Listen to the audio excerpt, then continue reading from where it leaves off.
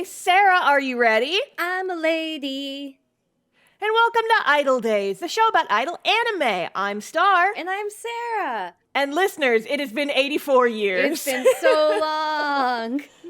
Yes, apologies that we had to skip the last episode. I'll go ahead and take the fall for that one because I was stressed out of my mind and I have, the weekend we were supposed to record, I had a convention, and it was a really bad convention, and then I had to, spend the next several days getting caught up after that con. I was just like, Sarah.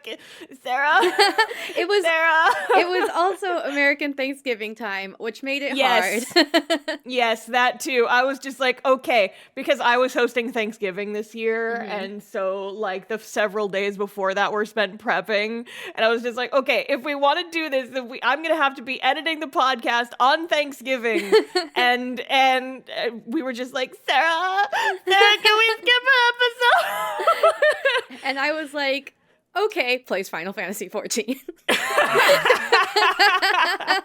I see, that's very in character. I can actually imagine that is entirely what you did. It's probably what I did. Okay, well, go ahead, tell the people do your Final Fantasy spiel. What were you doing in Final Fantasy when we skipped the episode for Thanksgiving? Frogging a Pandemonium 5 Savage. So God, there we go. You just said so many words. You just said so many words. I that did. Just went in one ear and out the other. I'm like, what the fuck is progging?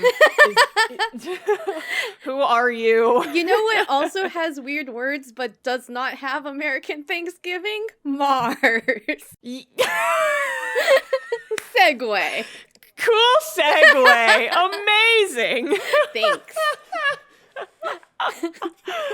Anyway, yeah, so, inspired by the fact that we watched, God, what was the name of the show we watched before this that made us want to watch this show again?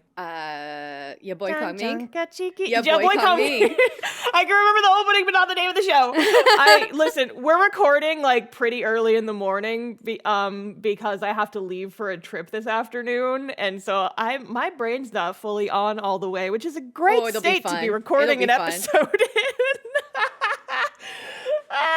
Anyway, yeah, so we watched Your Boy Kong Ming. And Sarah and I were discussing after recording that episode, what show do we want to watch next? And we were both like, after Your Boy Kong Ming, I kind of want to rewatch Carole and Tuesday. Yeah, because they have similar vibes. They do have very similar vibes. They're more idol adjacent in that the characters are not idols. Idols are never mentioned, but the plot follows a very similar thread of events that idol anime does. Yep. It's very season one of Carole and Tuesday follows the same plot beats as an idol anime, and the main characters are trying to make it in music. And it's a very good show, and so we wanted to rewatch it and talk about it for the podcast. Plus, even if they're not similar to Japanese idols, they are similar to American Idols. American Idols, which we've definitely done an episode about. Calendar Girl. American Idol, yes, the best anime that we've ever watched for the podcast, obviously. The best idol anime ever. Totally a real show that we didn't just Definitely make up real. on the fly. Nope, absolutely real. Was found in your attic. But yeah, so Carole and Tuesday is a show that came out a couple of years ago. It was on Netflix, I believe, and I think that's the only place you can watch it. But it is a show about these two girls who live on a human colonized Mars, and they are trying to make it in the music industry. And there's just a lot of the plot's really fun. There's a lot of really nice characters, and the music is so freaking good. Yes, and also notable, just want to mention, the director / I think he wrote some of the episodes or was guidance, is Watanabe, who did Cowboy Bebop, Samurai Champloo, Space Dandy. Oh, really? Yeah, so that's why this got a lot of buzz when it came out. And interesting. There's a lot of places, from what I understand, that are the same as Space Dandy, Cowboy Bebop, so it takes place in that universe. I didn't know know that, Yeah. but I'm also a heretic who has never watched Cowboy Bebop. So Well, there you go. It's a next episode it's of our a learning podcast. yeah, maybe. Who knows? Everyone is Cowboy Bebop and Idol anime, right? Listen, is Bebop a type of music? Can we say that main character Cowboy Bebop is an idol? Yes. Yes, probably. Anyway, Carole and Tuesday is the show that we watched. Yes. It takes place on Mars. Mm-hmm. Humans have colonized Mars. So it's... Yes. And okay, just a thought before we get super into it. This is just something I was kind of thinking. So you and I have both watched this show already. We watched it years ago. Yes. Loved it. And then we came back to it for the podcast because we were just like, yeah, we're in the mood now. Yeah. Do you think that this show needed to be a sci-fi? No. Because they don't really take advantage of it being a sci-fi setting. It feels very much like if you took the sci-fi out of it, it would probably be the same show. Yep, probably. Except for the AI jokes, which Yeah, and then some questionable jokes about Mars and stuff with Angela's mom. Yeah, that was weird, and we'll get into that. Yeah. Maybe not super deep. Might just sweep that under the rug. Sweep under the rug might be best. Yeah, but no, I feel like the sci-fi largely, honestly, was just to get people who were not interested in watching a slice of life music show into it because of Space Dandy Cowboy Bebop. That's fair. That's my guess. It's not I'm not saying it shouldn't have been a sci-fi. I was just saying this show doesn't scream sci-fi to me. No. Aside from the fact that the characters occasionally mention that they are on Mars. Yep. There's no other real indication that this is a sci-fi show. That's it. I mean, maybe with all the AI nonsense, there may have been oh well, it's in the far off land of whatever year this show came out, late 2010s. AI is a distant future thing that totally doesn't exist and totally won't take over every aspect of our lives. Ha ha ha ha ha! Future sci-fi. Uh-oh. Anyway. Uh-oh. I have some thoughts, but we'll get into it later. Yeah. But yeah, so it's a sci-fi, but it's very much like a slice of life musical show that it has sci-fi elements, but that's not the main focus of the plot. Yes. The main focus of the plot is these girls are musicians and they're going to make music and they're going to enter America's Top Idol competition. So, speaking of these girls, as far as our singers go, there's only 2 of them. This is going to be a small cast show with easy to remember characters. They are the titular Carole and Tuesday. Yes. So our first main character is Carole. She's got kind of darker skin. She's got hair that's kind of it's cute. She's got locks, I guess is what the hairstyle is called. And she pulls them back into a little ponytail. So she kind of looks a little bit like a pineapple, but in a cute way. Yeah, and she always has well, she doesn't always, but she tends to have a look where she has a white tank top and pink overalls, so she's very colorful and bright. Yes, very very colorful, kind of tomboyish fashion, very cute. And then Tuesday, the other girl. Oh, and also Carole plays piano, so that's the big thing, piano keyboard. Yes. And then Tuesday, our other girl, she has long blonde hair, freckles, blue eyes, and she always wears princess dress, a dress that an old-timey Victorian doll would wear. Those are the types of clothes she wears. It's not quite that not as roughly, yes. But it's definitely rich girl, pretty clothes type of thing. Yes. And she plays acoustic guitar. Yes. So these 2 are our main characters. They form the musical duet Carole and Tuesday. Yes. They kind of form the band together. It's just the 2 of them. And then the rest of the cast is the supporting cast who is trying to get it there and or their rivals. Yes. So do we want to introduce the rest of the cast now or just do it when they show up? We'll introduce, why don't we just introduce the rival, because she's kind of interspersed a lot.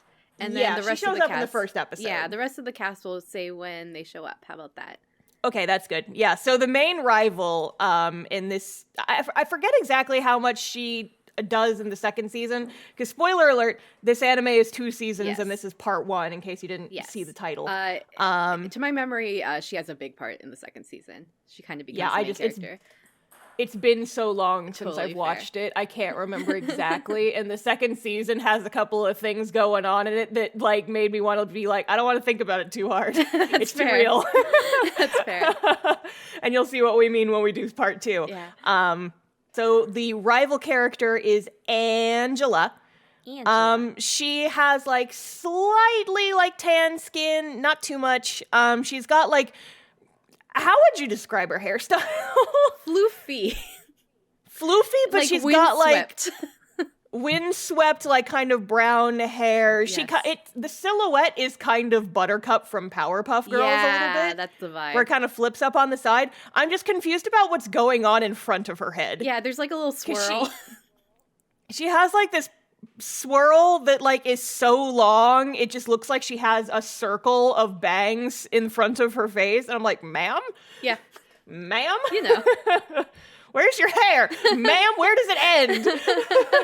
Where's the end? Where's the start? Where's the end? We do not know. We do not know. Angela's hair is eternal. There is no end in sight. Oh God. Oh God.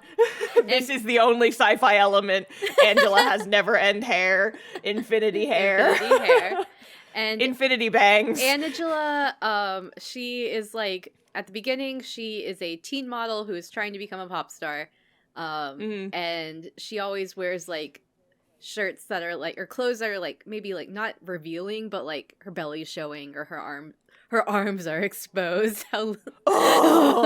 Sarah, sound like a Victorian man. But like, her arms are exposed. I cannot look upon her, for I feel the guilt in my... But you can tell casually she's a very fashionable person, but at the beginning, whenever she is on screen for her modeling shoots or her acting commercials, she's always played up as the uwu cutesy one. Even she's though that's very not her much personal style. On camera, hi, I'm adorable. Off camera, shut up, get the fuck out of my face. Yeah. I hate this job. Why aren't I famous yet? Exactly. Yeah, so that's Angela. And yeah, we mentioned her because she comes up immediately. Yes. In the first episode. And the plot lines between these two, she's kind of like the second main character, right? Yes. Or I guess the third. Yes. She comes up slightly less than the main characters, but they don't intersect until the very end of the first season, really. But her story is told along the way. So let's so we're going to be jumping back and forth. Yeah. Okay. So we start off and we see Tuesday, and she lives in a giant mansion, and it's the middle of the night, and she packs up her bags and her guitar and she runs away from home. Yep, she is like, goodbye, fancy house, I'm on the run. So yeah, she like gets to a train station, gets on a train, ends up in a cart with a bunch of goats, and this is like good characterization because immediately you can tell this girl's not maybe the brightest in the shed. Or at but least not she street means smart. well. Yes. Not street smart. Yeah, she's never been on a train before. She's like kind of naive, I think is a good word for Tuesday. Yes. But she does talk to herself about how she was inspired by Cyndi Lauper, like the real life musician Cyndi Lauper. No, they reference like real musicians a lot in this show, and it's fun and interesting. Yes. But yeah, so she's like on this train car, and then the train takes her to a place called Alba City, which is like the New York of Mars. And you do get an idea of Alba City through the perspective of cut to Carole, who is late to work, and she's riding her hoverboard through the city, just talking about, this is the city I live in. It's Mars, New York. It's literally Mars, New York, basically. There's a cute moment. I mean, it's sad, but it's cute. Showing more of Tuesday's like naivete. She gets like off the train and she gets so distracted looking at everything. She's like, wow, look at all these billboard ads. Look at this Times Square of Mars. Wow, there's so much going on. Immediately gets her luggage stolen. Yeah. Immediately gets her luggage stolen. And she's like, oh, shit. But she has her guitar still, so that's good. Yeah, she still has that. She has the important thing. Which is the music. Yeah, so Carole is working kind of a dead-end fast food job. She's kind of mistreated by the customers. She ends up, like, sabotaging their food. She sabotages their food and then gets fired, and then she's, like, sad. And she's like, yeah, another freaking job over. Well, at least I can still go busking on this random bridge. And so she grabs her keyboard and she goes up to this bridge and she's like, I know that no one's gonna listen. Nobody wants a person like me. And we get a flashback and we find out she's an orphan with a tragic past. And so she is singing a song while playing her piano, but the song doesn't have lyrics. So she's very much just doing like da da da da da da da, that kind of thing.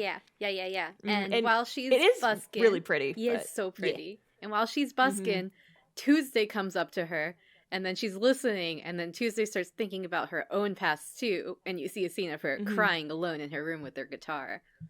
And then you see her crying IRL. Because, like, Carole stops playing, and then Tuesday is just in front of her sobbing and being like, oh my god, that was amazing! And Carole's like, who are you? And then the police people are like, get out of here, you bad children. Naughty There's children. No busking. Busking doesn't make me feel good. Get out of here, teens. And so the two of them end up making a run for it and, like, kind of introducing themselves, like, as they're on the run from the cops. It's very cute. It's super cute. So this is the part where we have our B plot with Angela. Yes. We learn about her. So Angela is fed up being a, basically, like, C-list celebrity. She's just been doing modeling and, like, commercial advertisement acting. And she goes up to her manager and she's like, I told you to get me singing jobs, you're fired. You're fired. And yeah, so Angela has kind of this thing, like we mentioned at the front, she's cute on camera, but the second the cameras are off, she is kind of a raging bitch. Yeah. And so she wants to be a musician. But also, like, so her mom is kind of her agent. Yes. And we're not gonna go into depth about the mom. Yeah, though I just want to mention with this, and probably a warning for, I'm thinking also, like, episode 9, I think it is. There's I honestly, I didn't even put that scene in my notes, because I'm like, I don't think, this is, It's uncomfortable, and I do want to give a warning, especially to people who maybe are listening to the show, or listening to us talk, and they're like, oh, maybe I want to watch the show. There are some very uncomfortable things about gender identity, and gender expression that are not done in a nuanced way. Angela's mom is one of them. It really feels like the people who were writing this episode was like, oh, I want to make a cool melting pot like IRL New York, but, like, didn't really get people who are in communities to really help make sure that the nuance was there. And there are some characters that are done really well. I know that there's a character in season 2. However, there are characters in this season, in episode 9's one, Angela's mom's one, where they might be non-binary or maybe implied to be transgender. Yeah, there's just, like, a little bit of weirdness in this show where it's just like they didn't really put too much thought into it, and it's more played for a gag more than anything else in a lot of instances. Yes, and so that's a big warning for anyone who does want to watch the show. It's something that Star and I are probably going to not dwell on because we're both cisgender women, and we don't have a lot of authority on the subject, and we don't want to, like the people in the show, say something that isn't correct or isn't nuanced. But if it is something you're sensitive to, full warning before you watch the show. Season 2 also has a lot of Angela's mom, Dahlia, in it. So just be aware, Angela's mom is throughout the whole thing. Can get uncomfortable. And just like through general personality, and also like just with her whole thing. Yes. Though, for all told, She does use female pronouns. She is identified as Angela's mom throughout this entire show, despite weird whatevers they try to imply about her. Yeah, do we want to just like say what it is now, kind of, that was Yeah. given a warning? Do we want to say how the show kind of deals with it? We could just do it up front and then we we'll don't do have it to up mention front. it again. So the idea is Mars was recently colonized like 50 years ago. And when it was early colonized, there was like some weirdness with radiation before like they really figured everything out. And apparently it messed with people's sex, I guess. Maybe there's Or like hormones? one line. Yeah. There's like one line in the show that hints at this, and I'm like, what the fuck does that imply? Because I think the line is from like a guy we meet later who's like Angela's composer, and he says to Angela's mom, it's like, you're like, I forget exactly what he says. I watched it in English, by the way. Okay, gotcha. So it might be different in Japanese, but he says like Mars's atmosphere like affected your androgynous because of Mars's atmosphere. I'm like, what the fuck do those two things have to do with each other? Hello? Yeah. Hello? And I guess some of the weirdness too comes from the fact that, and the lack of nuance, again, is just because there might be like sexual androgyny, that doesn't affect your gender expression and shouldn't. It doesn't. Those are two completely separate things. And also, why would the atmosphere of Mars just be like, boom, fuck you cisgender? Yeah. Like, what the fuck does that mean? Why is this the one sci-fi thing that you have? It really feels Why like is it was that a thing? something where like one of the writers is like, oh, wouldn't this be cool if like there's like No. like alternate besides the gender binary, and it's like it'd be cool if you did it better. in like better than that. Yeah, maybe take a couple more passes at this one, guys. Who was in that writer's room? Maybe like do a couple more drafts of this. Yeah. You know, like maybe actually talk to some people who are in the community that you're trying to represent. I don't know. Maybe that'd be a thing. Yeah. I don't know. And so that's one of the things that happened to Angela's mom. But the confusing thing is, again, her gender expression is feminine, right? But then she talks about like this horrible thing happened but like you don't have to, just because your sex is different doesn't mean you have to have this different gender expression. So it's just so it's fucking just wacky. very strange. And there's a similar thing like, later. There is a gag character, and they're also uncomfortable in a way that I feel like, okay, our main character Tuesday, or Carole, is black, but some characters are portrayed in a little bit more of a stereotype, which is also uncomfortable. So yeah, that's also the thing. It's like this show, like if you just focus on the main characters, it's a delight. Yes. Once you get into the side characters, they did some shit. You can tell like they were maybe trying to like, yeah, you know, we want it to be like a very diverse show. Stereotypes do not equal diversity. And I'm like, can we not do that, maybe? So, can we not do that, Star maybe? and I, throughout our talk, we will probably talk mostly about main characters. Again, Carole, Tuesday, some of the people who helped them out, and their rival, Angela. We'll mention Angela's mom, but Angela's mom, for all our purposes, she's her mom, and anything that she does is not because of whatever gender expression she has. It is just because that's who she is as a person.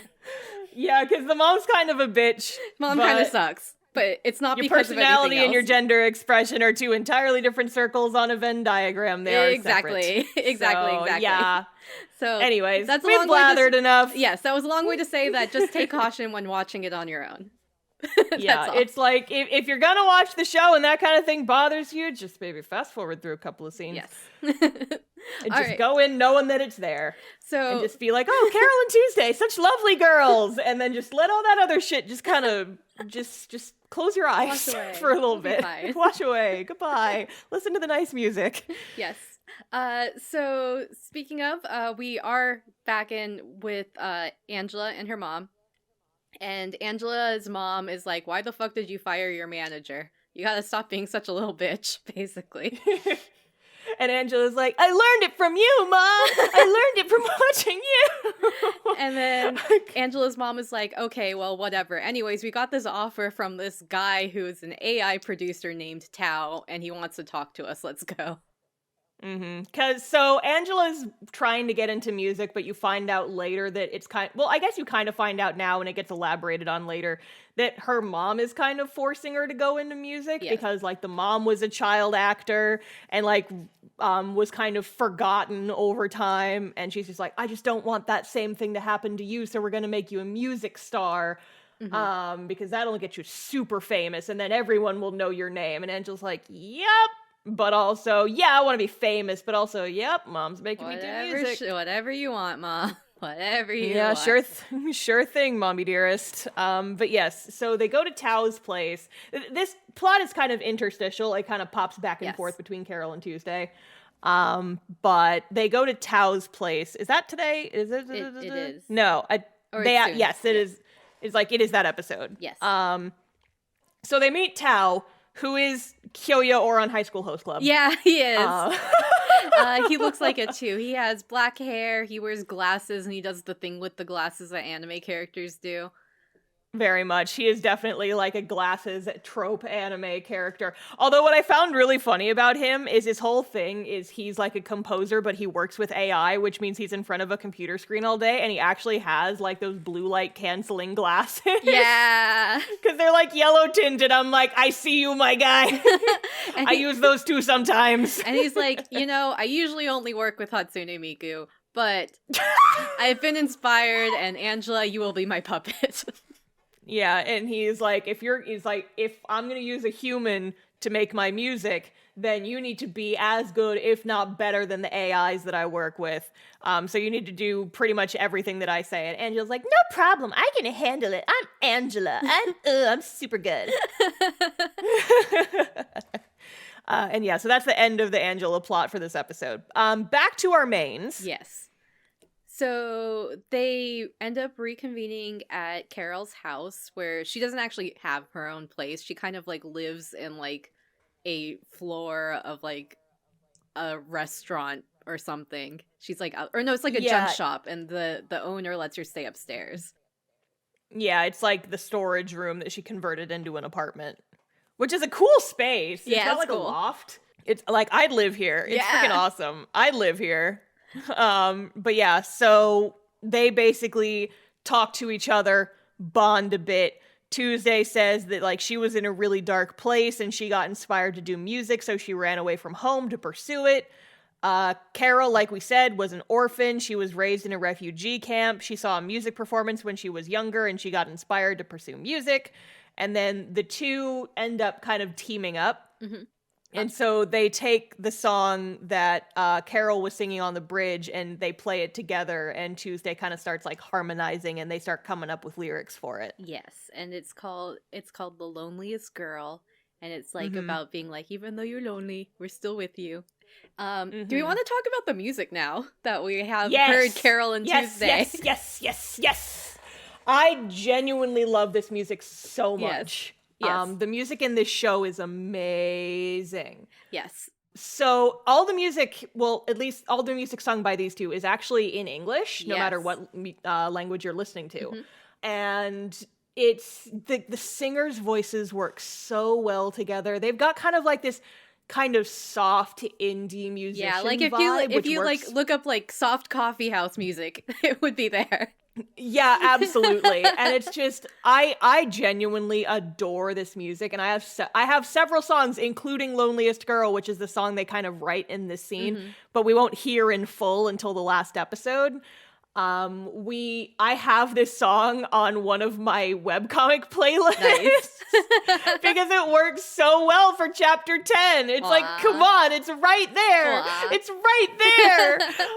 It's so freaking good. I genuinely I'm going to put like so much music into this episode when I'm editing it. Yes. But just seriously, all the music is on Spotify. Go look up Carole and Tuesday's music. It's so good. Makes me cry.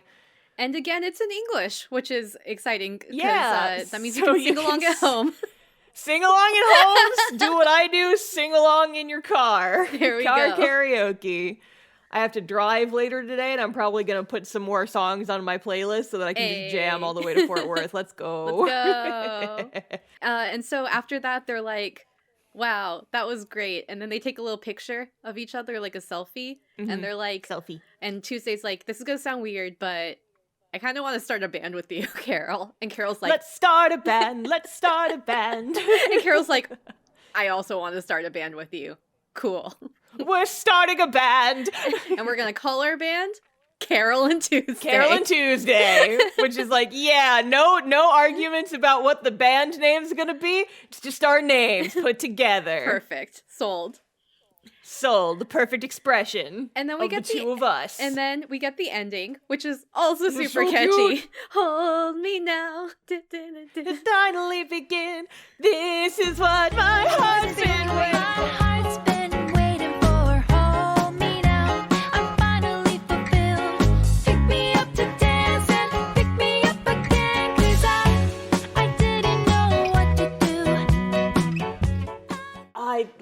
It's so cute. Like I ended up skipping the opening most times just because where I was watching it skipped the opening automatically just so I could like bust through the episodes a little faster. But I always watched the ending because the song was so cute.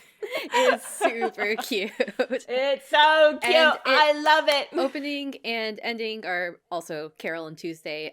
The artists, I forgot who they are. I don't think they're the same as the English voice actors. I watched it in Japanese. No, they're not. But they're not. Their singing voices are the same singing voices throughout. Here, I'm going to look it up so that we know who are the singers for Carole and Tuesday.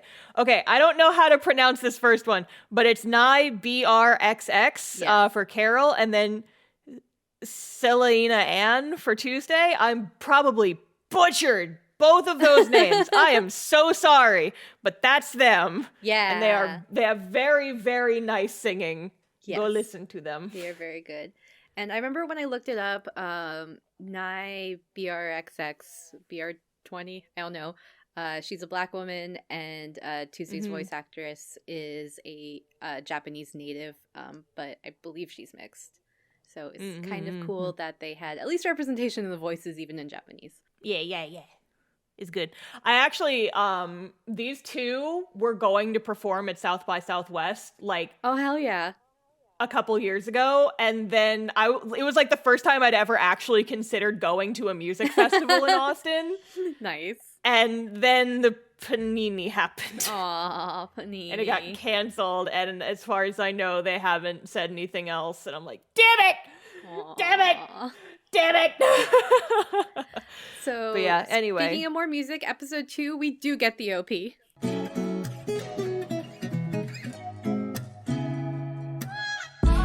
To be a normal person, that's just not me. I'm writing a journal to keep my feelings hiding. Across the bridge, what would I see?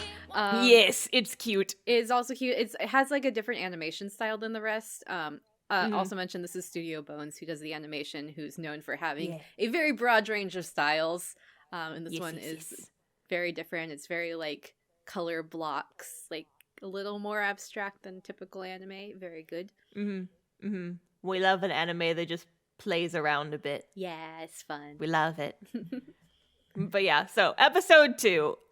Next morning, Carole goes off to find a new job.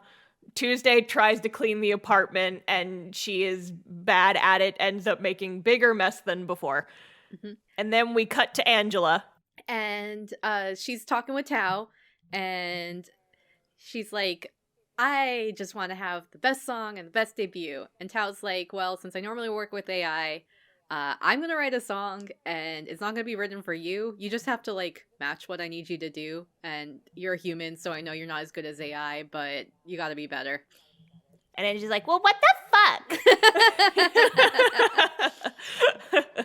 She's like trying to hit, there's this one bit where she's trying to hit a high note. And she's like, I can't hit this note. Aren't songs usually written to match the like range of the musician? And Tao's like, no, shut the fuck up. I'm going to put you in like a weird medieval torture device for a couple seconds until you scream the note correctly.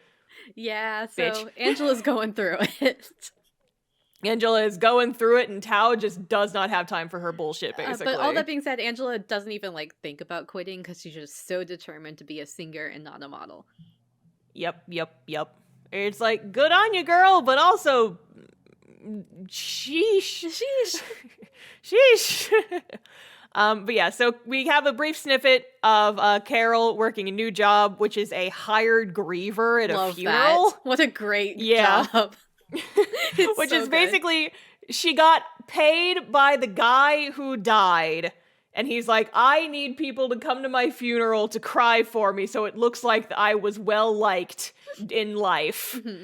And she tries to think of a time that made her cry.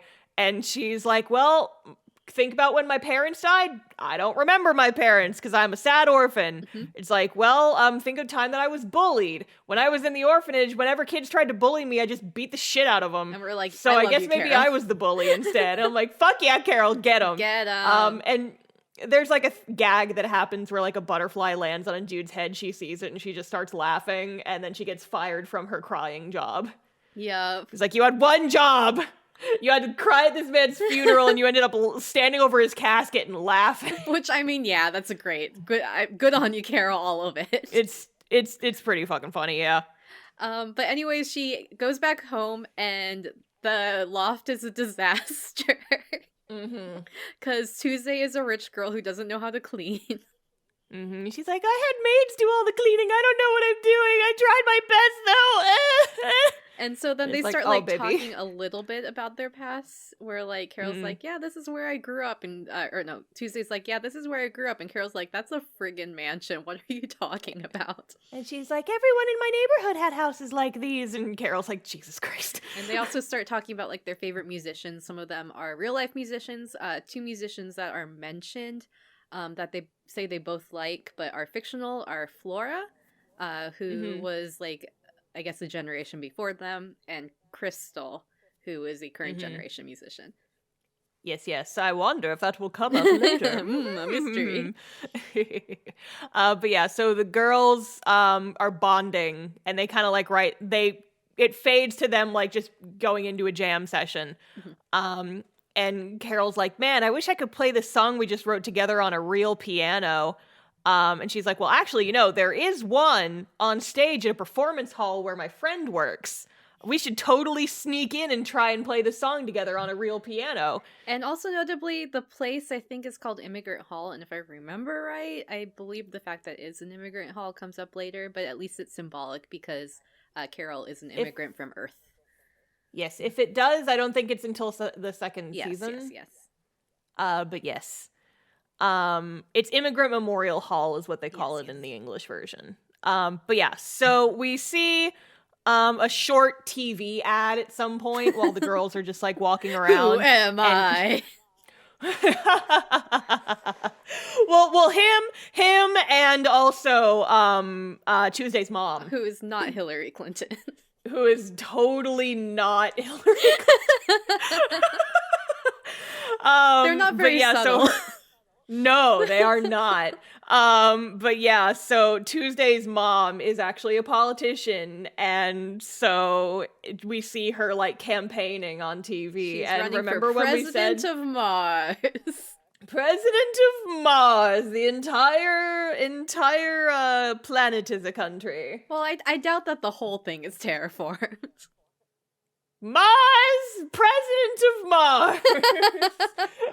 The whole planet is my domain. Me, sci-fi Hillary Clinton. Yes. But yeah, do you guys remember how we hinted that some of this stuff in the show got a little too real in season 2?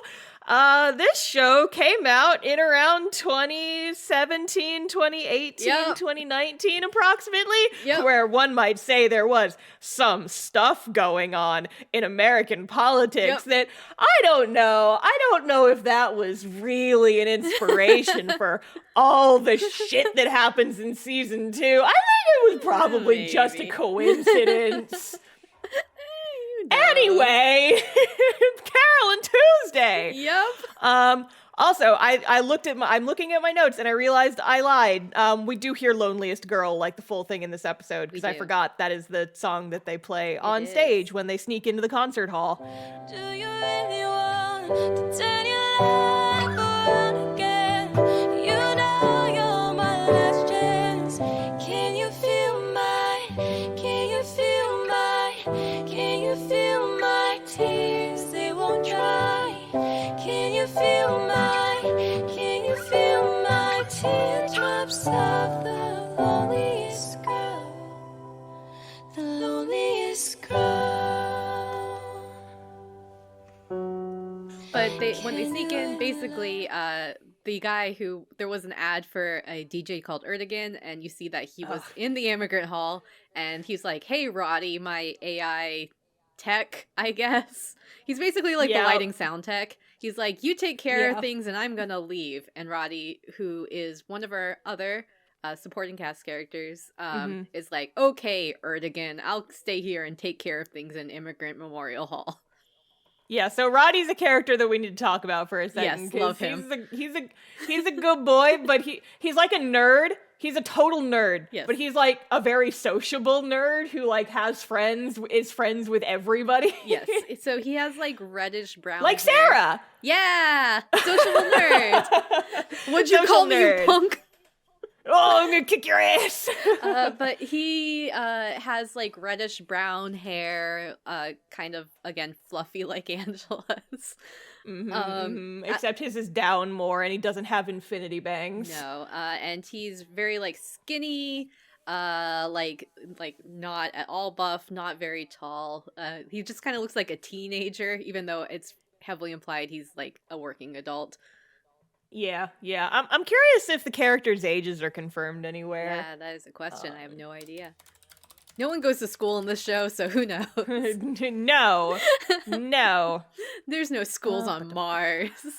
I am looking up the character wiki. 17? No, he's not. Shut up. Roddy's 17. I was taking him to be his mid-20s, so in my head, he's mid-20s. Well, I'd say early 20s, but like Carole's 17. Like everyone in this show is 17. What the fuck? Gus. No. But he's 54 according to the wiki. Anyways, Roddy, who is apparently 17, is a lighting sound tech, essentially. He works with AI to do lighting and sound for a bunch of famous musicians. Mars has no child labor laws. Apparently not. But he's a good boy. He's a nerd. Yes. We like him. And he sees Carole and Tuesday sneaking in and going on stage, and he's like, oh, this is going to be good. And he takes out his phone to record them. But not in a malicious way, and like, oh, cool, they're gonna perform. I want to catch this on camera. Sick. Yeah. So the two of them get on stage, and there's no one in the hall except Roddy, so they think they're alone. They don't even realize he's filming them because he's like in the sound booth. Yeah. And so they perform "Loneliest Girl," but like with the piano. Good, makes me cry. But yeah, and then after they get done, they get chased out of the concert hall by the owner. And they're like, this is nostalgic. Carole and Tuesday get chased out a lot. Yeah, they get chased out of a lot of places, which is like one way to live your life. Go girls. Go fight the establishment. Fight the man. And then Roddy is like, wow, that was so good. Post to Instagram. And because Roddy knows all these famous musicians, he has connections and it goes viral. Like immediately. And so this is the point. I think we kind of got a very short scene with him in the first episode, but it didn't really matter aside from establishing that he exists. Yes. We cut to a bar and we meet another main character. This is Gus. He is apparently 54 years old. According to the wiki. He's a heavier dude. He has like a goatee. He wears like a black, like, tank top and jeans, and he has like a blonde mohawk, and he is from Texas, Earth. Yep. Just like Star. Just like me. He's just like me. I too used to be in a washed up rock band. But yeah, so his backstory that we kind of sort of know is that he used to be in music, like the music industry, but he kind of fell out of it over the years. And he's like kind of drunk in this bar and he overhears people watching the video. He's like, hey, turn that music down. Oh, wait, shit, they're actually pretty good, huh? Who are these people? And then he sees that the person who posted the video was Roddy and he calls him immediately being like, hey, get me in touch with these girls. And Roddy's like, I don't know who they are, but I can find out because we're in the future. Oh man, Roddy is like recognition Roddy on them. is me. Hey, Star, me and you are No, Roddy and you're God. right. You're right. You are Roddy. Because hi, listeners. Anecdote time. It's time for an anecdote where I'm going to read Sarah for all of you. I'm going to read her for filth in front of all of our listeners. So, when we were in college together, Sarah and I were roommates for most of our college experience. However, at one point, so Sarah graduated like 6 months before me because she was some scrub who graduated early and then left me all alone. And so she and I were roommates. And so when she moved out, we all assumed that I was going to get a new roommate, right? Spoilers, this didn't end up happening and I lived by myself for the last like couple months of college. But anyway, so we were trying to figure out who was going to be my new roommate. And, you know, when this happened in the year 2013, the hottest social media that all the art school kids were on together was Tumblr. And Sarah found a person in the tag for our school talking about how they were going to, like, be getting a new roommate soon. And Sarah assumed that this was the person who was going to be. Hold up. You gave me a name. And I found their Tumblr through the name. Okay, yes. Oh, okay. Well, maybe that's what. Because I think I remember like finding their name like through Tumblr, and I was like, what is this? Because I don't remember how I found out this person's name because they never gave me a roommate, and no one ever said anything about giving me a roommate. So I don't remember the exact order of operations there. But yeah, so from that Tumblr, I was able to like kind of figure out what their name was. And I gave the name to Sarah, and we were just like on a Skype call at something, actually Skype, because again, this was 2013. And within like 20 minutes, Sarah took their name, found their phone number, their home address, their parents' names, their parents' phone numbers. What the fuck else did you find? Oh, like their parents' occupation, like, you know, just basic stuff. Scary. She has done this to like every time I mention like a new person that Sarah hasn't met before, because that was not the only time she did it. I was just like, yeah, so here's this new person, Sarah. And she's like, oh, I know everything about them now, like 15 minutes later. I'm like, Jesus Christ. So anyways, Roddy does the same thing and No, I'm not done. Segue back. Never tell Sarah your information. If you ever meet Sarah IRL, give her a fake name. She'll probably find your shit anyway. Cyberstalker to the extreme, she will find your shit. So anyway, Star is Gus and I'm Roddy, and Roddy does track down. Oh, I'm Gus because I'm just from Texas. You're Roddy because you are Texas, a nerd with social Earth. skills. Texas, Earth. And Sarah's Roddy because they are the same person. Yeah. I'm realizing that now, like, oh no, I'm the same as Roddy.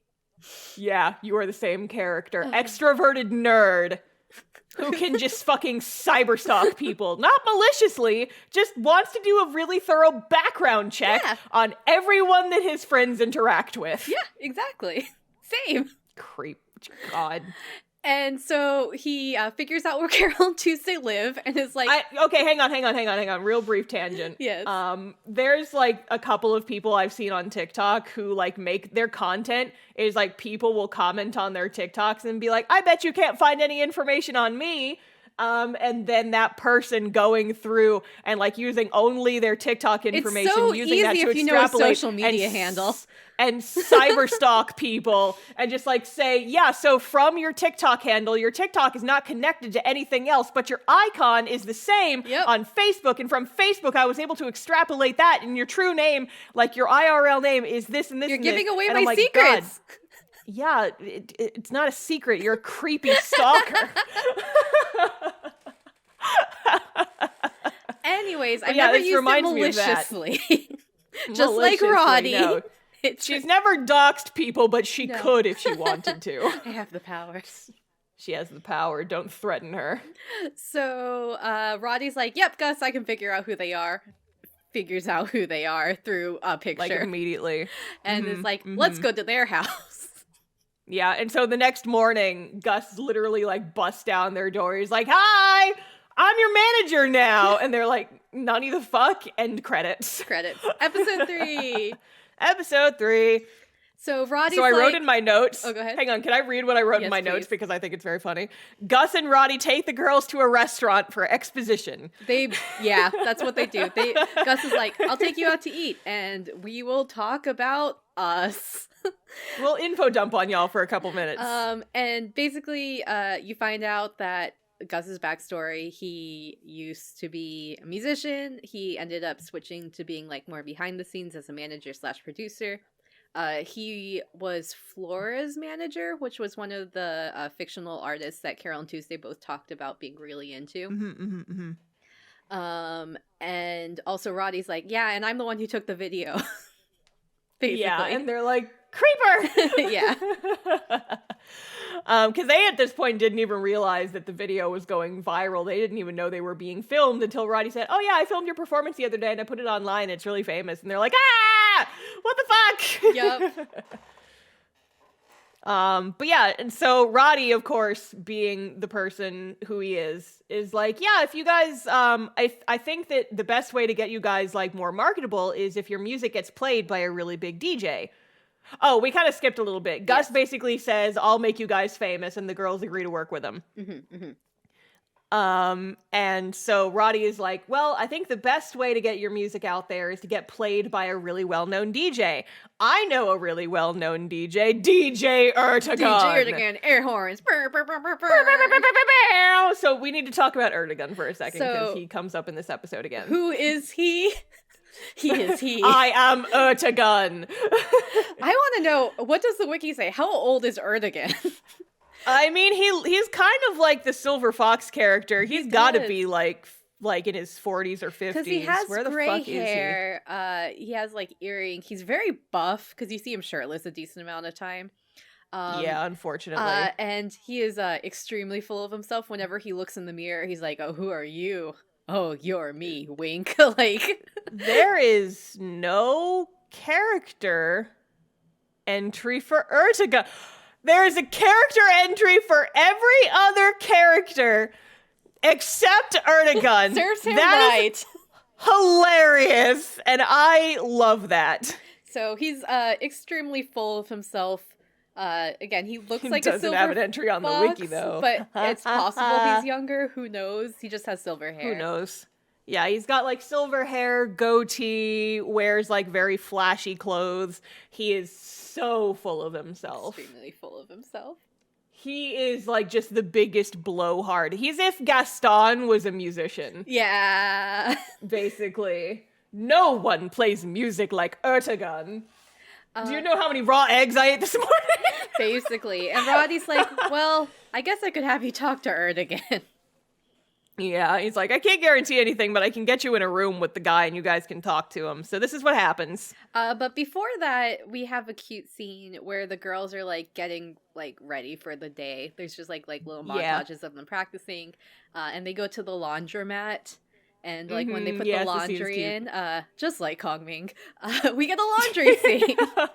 Yeah, we get a little laundry scene and they just kind of like start like tapping on their chairs and making a little beat. And it fades into a song that leads into a montage of them just hanging out and doing shit and bonding. And I'm like, oh, it's cute. Yeah. And this is my other favorite song that they do. It's called Round and Laundry. And it's so cute. And singing boom, boom, boom, boom, yeah. Round and round the dancing laundry. Let's lose our mind, forget the time, and everything will be just fine. Round and round like dancing laundry. It's you and me, that's all we need. You are the missing puzzle piece.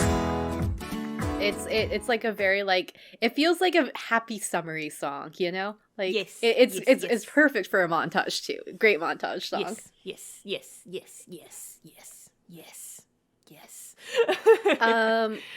Meanwhile, there are just some more scenes of Angela going in. Her deal, like this first half of the show, is pretty much the similar thing every time, where she's working with Tao and they're fighting each other on like AI versus humans, and Angela trying to get better and better.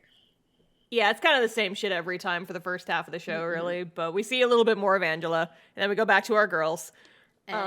So they go to Erdogan's house to meet him. He's and in a mansion. He's a dick. He lives in a mansion. He lives in a mansion, and they like go into. Here's an idea of here's how you know how much Erdogan is a dick. He has the shredded Banksy portrait on his wall, and that's who he is. That's the thing that happens. I forgot about that. He's the type of guy who would own the shredded Banksy. Yep, and just hang it on his wall. Yep. It's like, oh my god, this fucker. I just remember laughing super hard at that because I didn't realize that would have had to have happened before the show was in production. Yeah. And I didn't realize that happened that long ago. I know. I was like, how long ago did this? I was like, in my head, that was like, oh, wasn't that like 2 years ago? But no. Yeah, no, it had to have been over 5 years ago because that's when the show was in production. And I'm like, what the fuck is time? Hello? It's like, I feel like that just happened. Me too, but apparently not. Erdogan is the type of guy who would own it. Apparently. So they go into Erdogan's like room, and they see him out on a balcony with a bunch of swimsuit models, and he's just schmoozing out there. And he eventually, like 45 minutes later, finally comes in, and he's like, "Oh, he's like, oh yeah, who are you guys? Oh, I had an appointment. That was today. Oops. Well, okay. What do you got for me?" And he's like, "We want to show you our music." And he's like, "I'm not even going to listen to that trash because it's not good. I can tell just by looking at you." And then Tuesday gets like so upset and she starts shaking, and she's holding like, I assume their music or lyrics or something. She's holding some kind of papers. And she gets so upset that she lights them on fire.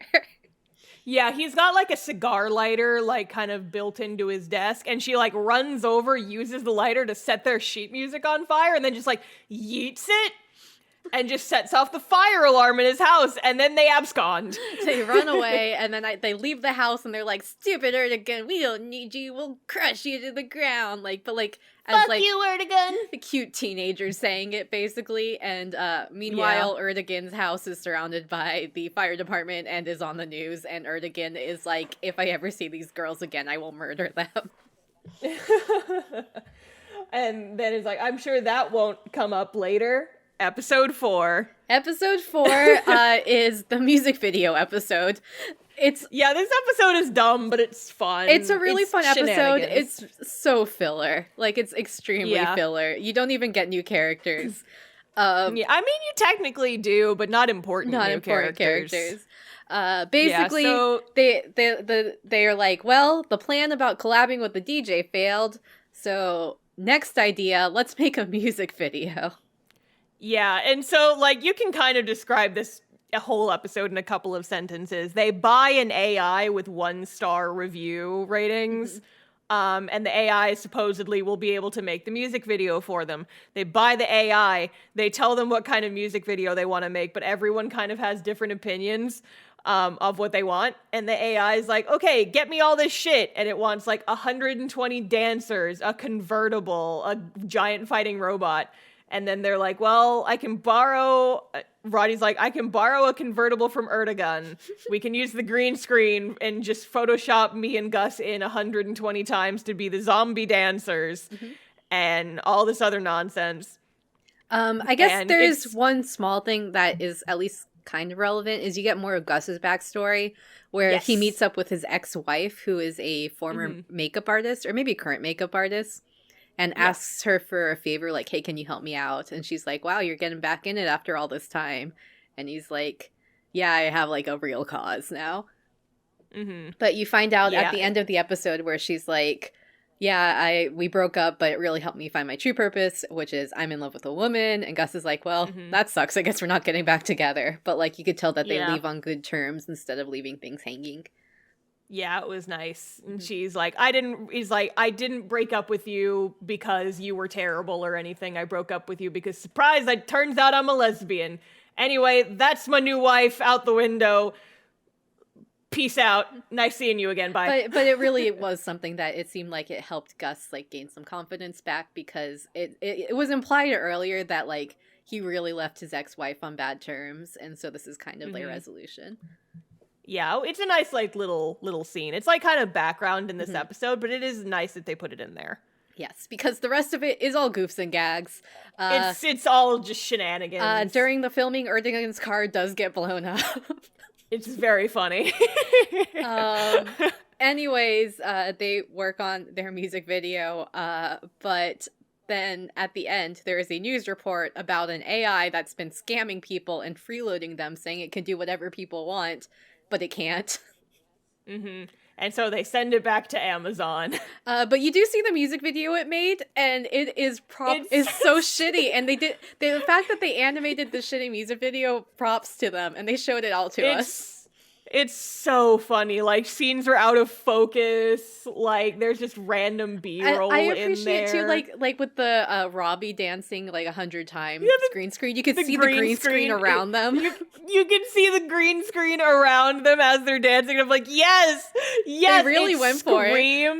It screams high school school project. But like the fact that the impressive part is, again, this is an anime, and the fact they went through that to create this horrible music video is very enjoyable. It's fucking hilarious. Yes. But yeah, they're like, well, that didn't work.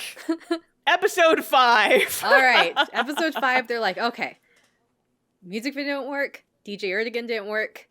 Next strategy, we're gonna just do it the old-fashioned way. We're gonna just have you girls have a normal concert. Yeah. So Gus says, he's like, we're gonna start like letting you girls play live gigs, and we'll slowly build up an audience that way.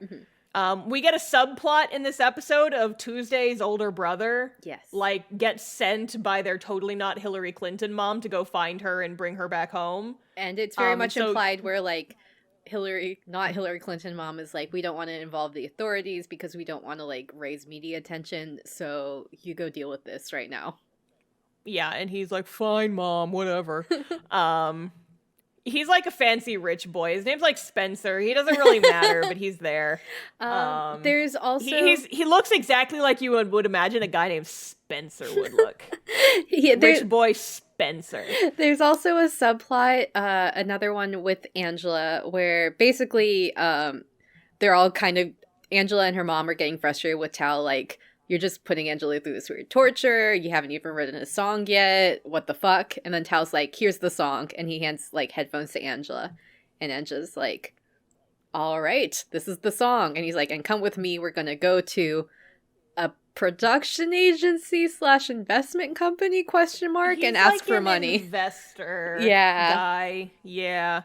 And so we can go ahead and just like, it skips around, but we'll just do the whole Angela plot right now. So when they go inside the place, the guy's like, so Tao, have you decided you finally want to like work for us ? I guess with his AI. And Tao's like, actually, I want you to invest in my iDOL, basically. And he's like, Angela, go sing. Yeah, and so she sings a cappella for this bit. And I just think it's funny. I'm going to have an aside moment here for a bit. So Tao's whole thing is he has like almost an evil villain monologue towards the front of the series where he's like, AI, like all music is written by AI these days. Like there's no such thing as the human component to music. Like an AI can write any sort of music, even like heartwarming music. You just input the heartwarming parameters. And I think it's really funny that the song that the AI writes for Angela is the most generic, like, ambition anthem you could possibly imagine. Yes, it's called Move Mountains.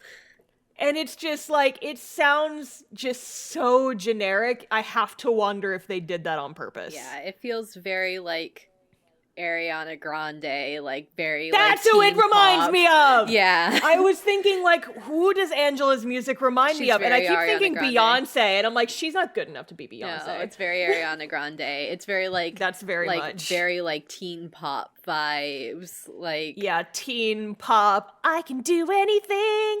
I can move mountains. I Make can me move. better if I believe I can do anything.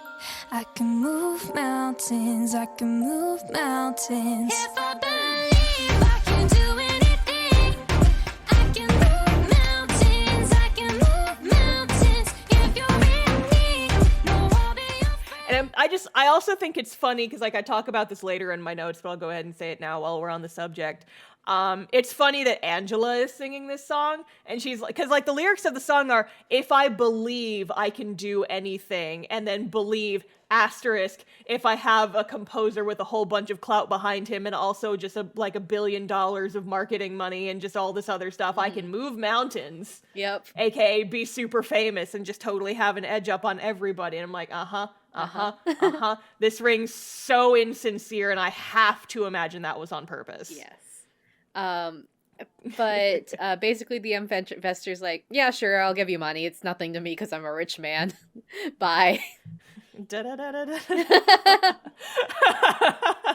Is that the second episode I in think a row? it's the second we've episode in a row referenced we've talked about Fiddler on the Roof. Yeah. I've never even seen Fiddler on the Roof. I just know the little bit, that one bit from that one song because it's catchy.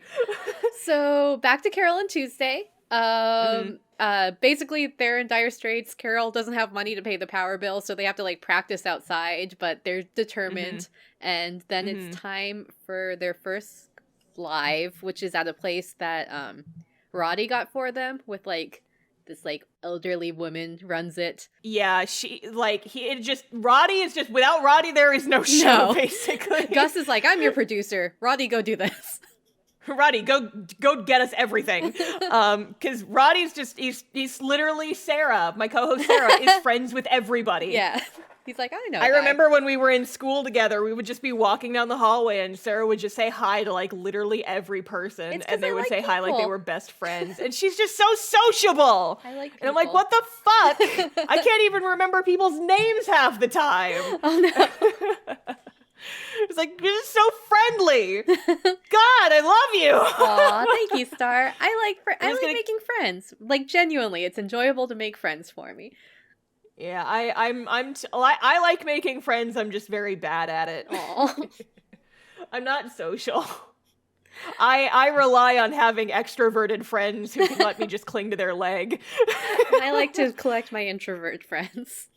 Yes, hello. You've collected me. Now you can't get rid of me. Now we've had a podcast together for almost 3 years now. You're not getting rid of me that easily, motherfucker. But Carole and Tuesday's first gig, it's at a small live house. Apparently the owner like is actually like a big name in the music industry. And she agrees that Carole and Tuesday can sing, but just one song as an opener for like a bigger band at the live house. Yeah. And so there was another subplot in this episode where Gus like also tries to pull his friends' connections and it does not work. No, Gus Because fails he- all the time at these. Yeah, he goes to like talk to his friend who like they were friends back in the day. And Gus is like, hey, you're like a big time music promoter festival owner now, right? These are my girls that I'm trying to produce. Can you get them like a spot on the rookie stage at this really big festival coming up? And the producer's like, no, get out of my office. Yeah. But then later he gets actually the owner of the club gets a call, and then Gus like is given the phone from the recruiter basically saying, episode 5. Episode 6. Oh, episode 6. Though I guess before that we want to talk about their concert at the Live House. Oh, yes, absolutely. It's just like very, very sweet. We just, get a like, new soft little song. Yes, it's a new song. It's like a lot slower. Again, all their songs are very much indie coffee house vibes. For despair, just walk on and you find you're there. Someday I'll find the one. The trees in the wind will lead the way.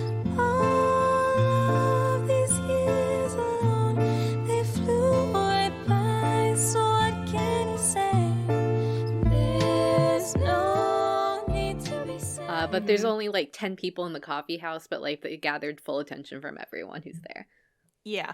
And also, we talked about how the brother has a subplot in this episode. Yes. He actually finds her at the music venue and sees her perform and then doesn't bring her home. He just lets her stay and just goes out without saying anything. Yeah, he's just like, my sister's doing her own thing. Goodbye, sister. Good on ya, Spencer. If your name is Spencer, I'm sorry if this is weird for you. I personally just keep thinking of Spencer Reed from notable show Criminal Minds. Oh, there we go. But anyway. But back to Gus's phone call, episode 6. Yeah. So there's a festival coming up called Cydonia Festival, which is basically Mars South by Southwest. Yep. And it's like this huge festival coming up. And there's this one act that's like this really popular metal band, but one of the members is notorious for having like stage fright, stage anxiety, getting drunk to ward off the stage fright, and then getting too fucked up and having to cancel at the last minute. Yep.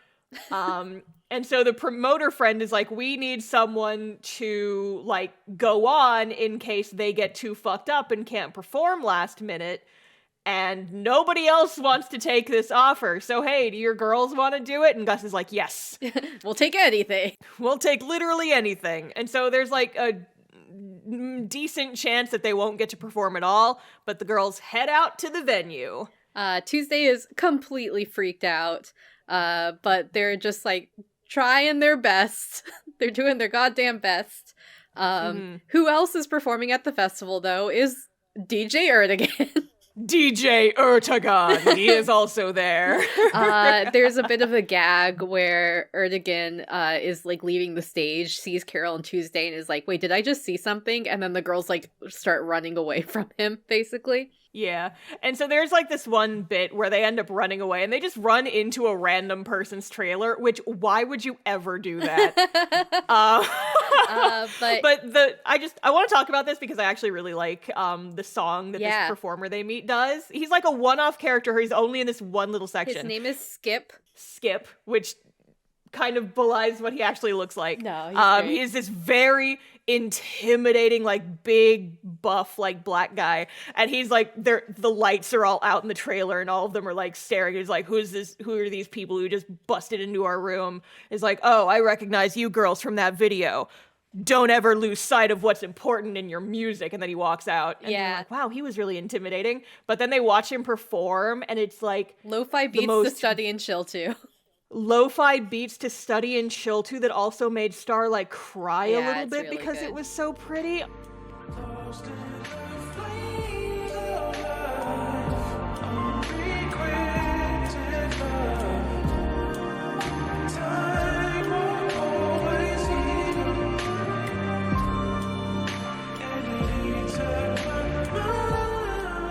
It's very pretty. I love it. And so Skip is bit. definitely shown as like the very buff, tall man who just like has the sensitive soul. And you're like, yeah, we appreciate Skip. It's like, yes, thank you, yes. I love, it's like the music, the lyrics are really incoherent, so I couldn't really like tell you what they were saying, but it's like so soulful, like the song. It's just like, it really is kind of like lo-fi beats to study and relax to, but it's just, it hits you like right in the chest. Yes, it's like, it's so good. And then the girls find out that the band that they were that they're filling in for, singer guy is not in it, freaking out, and they're like, girls, you gotta go on stage right now. Yep. And so they get pushed up on stage in front of like 100,000 people who are expecting a metal band to perform, and then they go up and sing their Little Laundry song. And they get booed at, and they get stuff thrown at them. Yeah, and just like they continue playing the song, but it just does not go well. And then like halfway through their song, the metal band jumps on stage and they're like, hey, we're actually gonna perform now. And there's this one really funny gag where the guy who got real fucked up like runs on stage and he's screaming and hollering, and then he like literally just falls off the back of the stage. Yeah. You know. It's like, okay, there he goes. But the girls walk off stage and they're feeling just like really disheartened, really sad. They're crying and hugging each other just like quietly. But then Crystal, one of the other singers who has been mentioned as being like one of the people that they're very big fans of, she's basically like Mars Beyonce. I was gonna say, yeah, she's like sci-fi Beyonce. She's got like crazy hair. She's like this, it's like kind of like Bayonetta style yeah. hairstyle, but it's blonde. But it's like a greenish blonde. Greenish blonde. She's got like this sci-fi idol outfit. Yeah. Kind of like the sleek, skin tight. Yeah, she has dark skin. She later on, you do hear her sing, and she's a belter. Oh yeah. It's very good. Now we're unbreakable.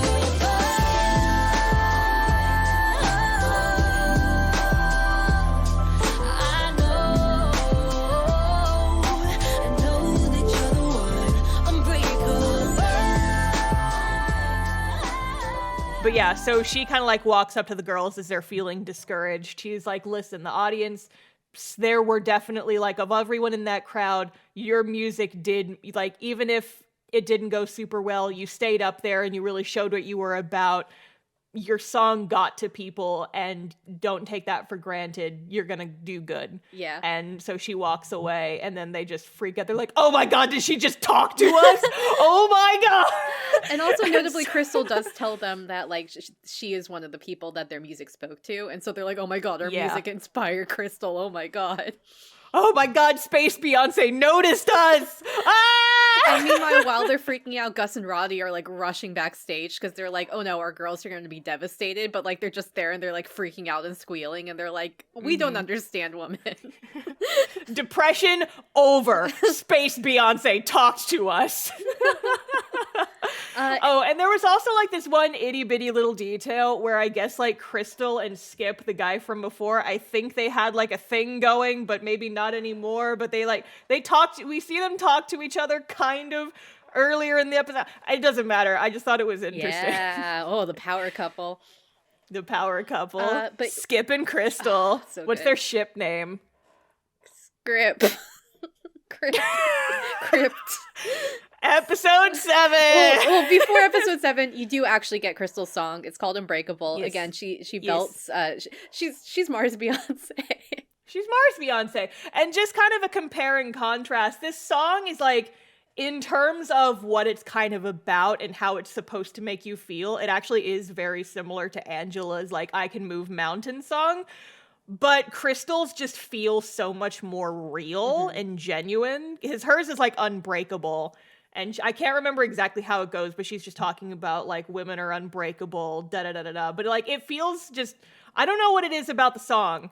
It just feels so much more genuine than what Angela has going on. And again, I just have to think that the music producers for the shows were just genius. Because that has to be on purpose. I refuse to believe that was an accident. So episode 7, they're like, okay. Is the start of the rest of the plot of the series. So episode 7 is where we begin our American Idol plot. Yep, Mars the entire Idol. second half is taken up with this Mars' Best Top Idol competition. It's literally just like America's Got Talent. Yep. But it's pretty much only a singing competition. So I guess it is American Idol. Mars Idol. It's called Mars Brightest. Mars Brightest, yes. So basically, Gus is like, well, we could keep doing the small lifehouse thing, but I had just had a genius plan that'll skyrocket you to top of popularity. You're going to enter Mars Brightest. It's a quick shortcut, and you girls got what it takes to win. Yep. And so they say that the like regional tryouts, there's going to be like 200,000 entrants. And so the girls aren't like super confident, but they do it anyway.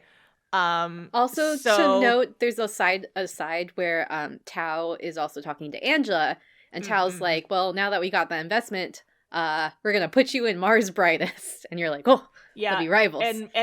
And the mom is like, you got all this investment money and your path to fame for her is entering a contest. And he's like, don't be silly. She'll definitely win, genuinely. And the marketing that we get from that will be way more useful than anything we could like do with money. And then we're gonna save that money and like make you super famous later. And so then they all meet up with Kelly Clarkson, just like the Calendar Girls. And No. No. Sit down. So it's time for the regional qualifiers.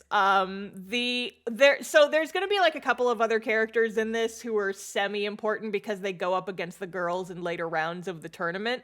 The only one we meet right now is Piotr. yeah, he is an Instagram star. I find him hilarious, but also he's obnoxious. I love him, actually. He's like he's fun, but in like a stupid way. He has the same. Piotr is an Instagram streamer. He's like a Joker minus the clown makeup is how he looks, because he has like a purple suit. Bit. He's got like the green hair. And the green hair. And he's like he's constantly vlogging. He's just always vlogging, like, oh my god, who do we have here backstage? They told me I couldn't film, but I'm gonna do it anyways. Everyone around me looks so stylish. Maybe I should have worn more makeup. I don't want to look dull, is like a line from the English version. And he's just like very much like a guy who's on camera all the time.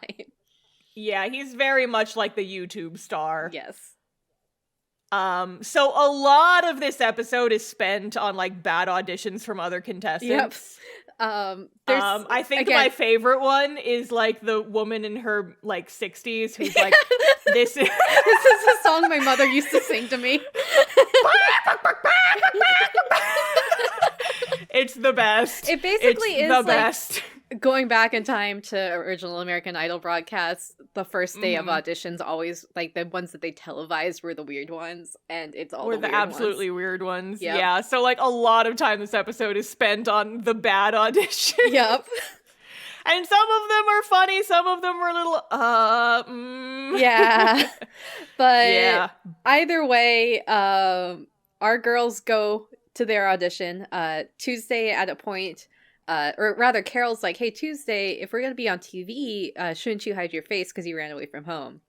And so then Gus gives Tuesday some sunglasses, and when they do the audition, Tuesday has the sunglasses on. Mm-hmm. And she's like, we're Carole and Monday!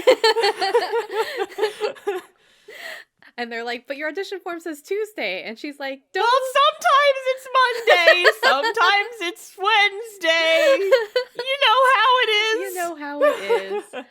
It really do be like that sometimes, you know? And they're like, okay. And so the judges, and they're different judges from the pre-judging to like the final round. So then the judges are like, oh, and it also says on the sheet that Carole, you came from a refugee camp. What's your history about that?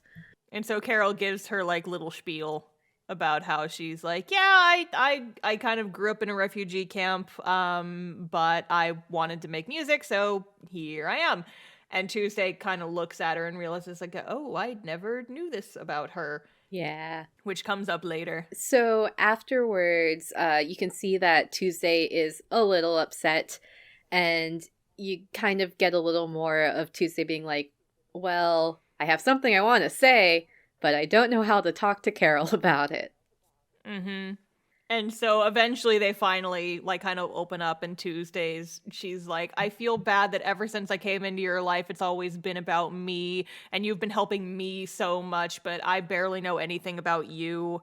And then Carole's like, well, I mean, the reason I can open up around people like around you is because you're special. So don't regret it, because I've enjoyed this time that we've spent together. And I'm like, yes, bonding. So good. Bonding. They're so good. I love them. They were roommates. I love them. Oh my god, they were roommates! Me, Roddy from the side shipping them. Anyways. So Tuesday finally tells Carole a little bit about her like tragic backstory, is that her parents are divorced, her mother's a politician, and Tuesday is like, yeah, my mom is a politician and it kinda sucks, but I'm here now, so I'm not even going to worry about it. And she's like, and because I'm not worrying about it, I'm not going to wear these sunglasses anymore. I'm going to just show my real face and be brave. And if my mom has a problem with it, then screw her. Yeah. Yes, they're solidly Carole and Tuesday 17 makes so much sense for them. That is exactly the right age for them. Yep, very much so. And then they're like, they reconcile, and there's this cute little scene where they're like, why don't we come up with a super secret friend handshake? Yeah. And like they're trying to do it, and this one random passerby like comes up behind them and shows them how to do a cool handshake. And I'm like, who's that guy? I want to know who that guy is.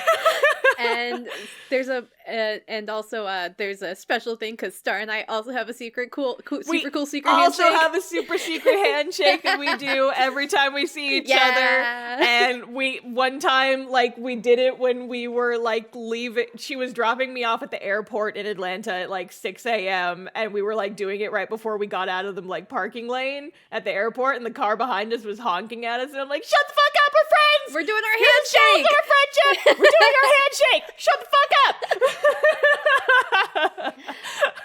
And then it is results day, and the girls are like really, really nervous. They're like, did we get in?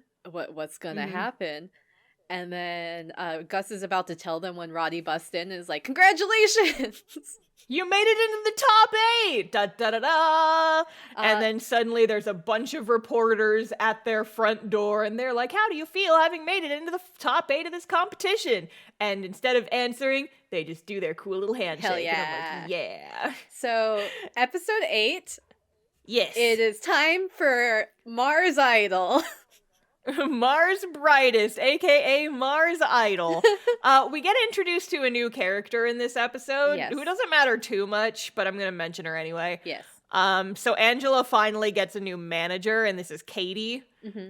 She's like a little ginger, with like little buns on the side of her head. So her head's kind of shaped a little bit like a football. And she is a fan of Angela's, specifically all of her cutesy commercials that Angela hates doing.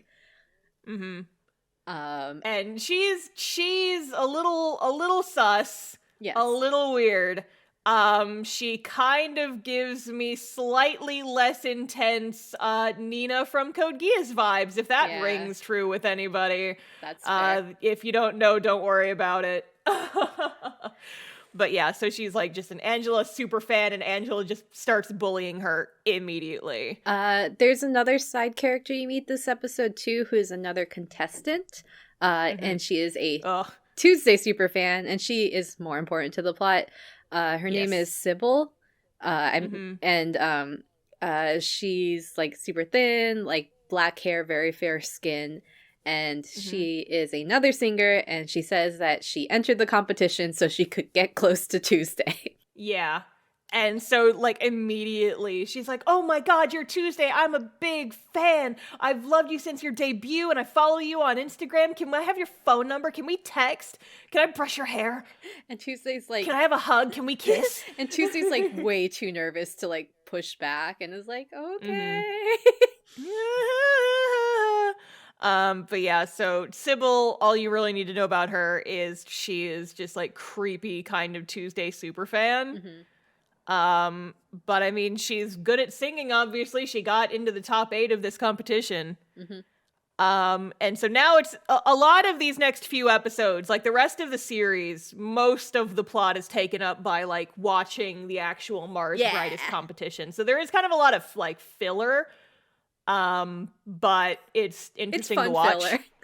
It's fun filler, yeah. So the competition starts. The first, it's like a tournament style. So there's these top 8 people, and they're each going to be going up against each other in a bracket. So the first competition is Piotr, our Instagram influencer, versus these 2 guys called the Fire Bros, who are like these geriatric 90-year-old old guys who like sing power metal. Yeah. They just shred it. And they just scream. And then Piotr, he's just a K-pop boy. I wrote in my notes, he's just a K-pop boy, basically, yeah. K-pop boy, but also a little bit Justin Bieber. Yeah. Is what I wrote in my notes. When the night falls, I wanna dance with somebody. When the night falls, I wanna dance with somebody. When the night falls, I wanna dance with somebody.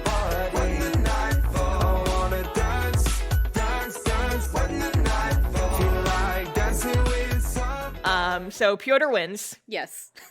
There's a very short scene that I didn't notice on my first watch because it happened so fast, but Sybil asks for Tuesday's number and then is like texting her constantly and just like in the span of 5 minutes has texted her, "Thanks for giving me your number. Why did you ignore my text? Do you hate me? I'm sorry if I'm being so annoying." And so Tuesday is like kind of in the background being guilted into responding to texts from this Sybil girl. Mm-hmm.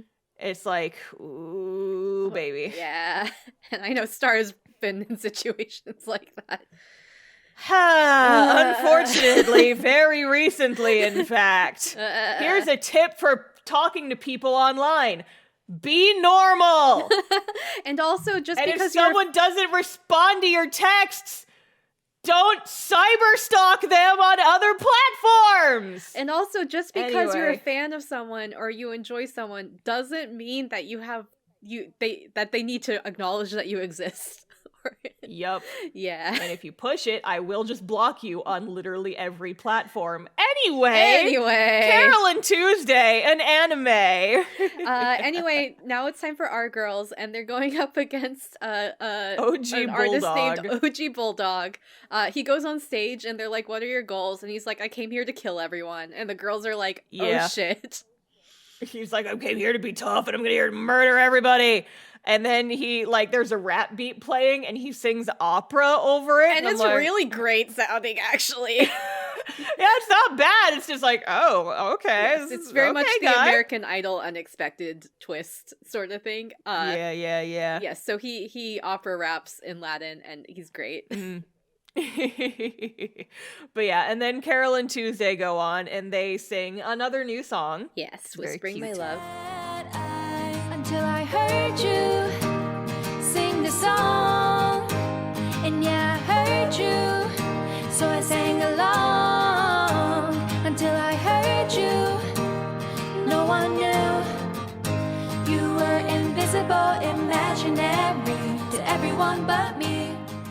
Yes. And so after that, when the judges are deliberating, they bring up OG Bulldog. It's like, we did a background check on you. We found out that you lied about your rapper backstory. You weren't in a gang and you weren't shot 12 times because we brought your grandmother here. And he's like, no, she's going to reveal that I lied about my gangster rap backstory. And I'm like, oh boy. Oh boy. Oh boy. So Carole and Tuesday end up winning. Yes, but after they win, they go backstage and Angela walks up, and this is the first time she interacts with our girls. And she's like, "Wow, I heard your song. I hate it. You guys are total amateurs. Bye." Bye. And Gus is listening, is like, "Oh hell yeah, Angela thinks you're rivals. This is actually a good thing. She said shitty stuff, but it's just because she's intimidated by you. Nice." Yeah, it's like, haha, eat shit. Episode 9. Episode 9, we So- start off, and there is another ad for Carol's mom on one of the big screens. Or Tuesday's mom, sorry, on one of the big screens. And Carol is like, wow, didn't she say your mom was a politician? Wouldn't it be funny if your mom was Hillary Clinton? And Tuesday, like, looks at her nervous, and Carol's like, oh shit, I guess I was right. Uh-oh.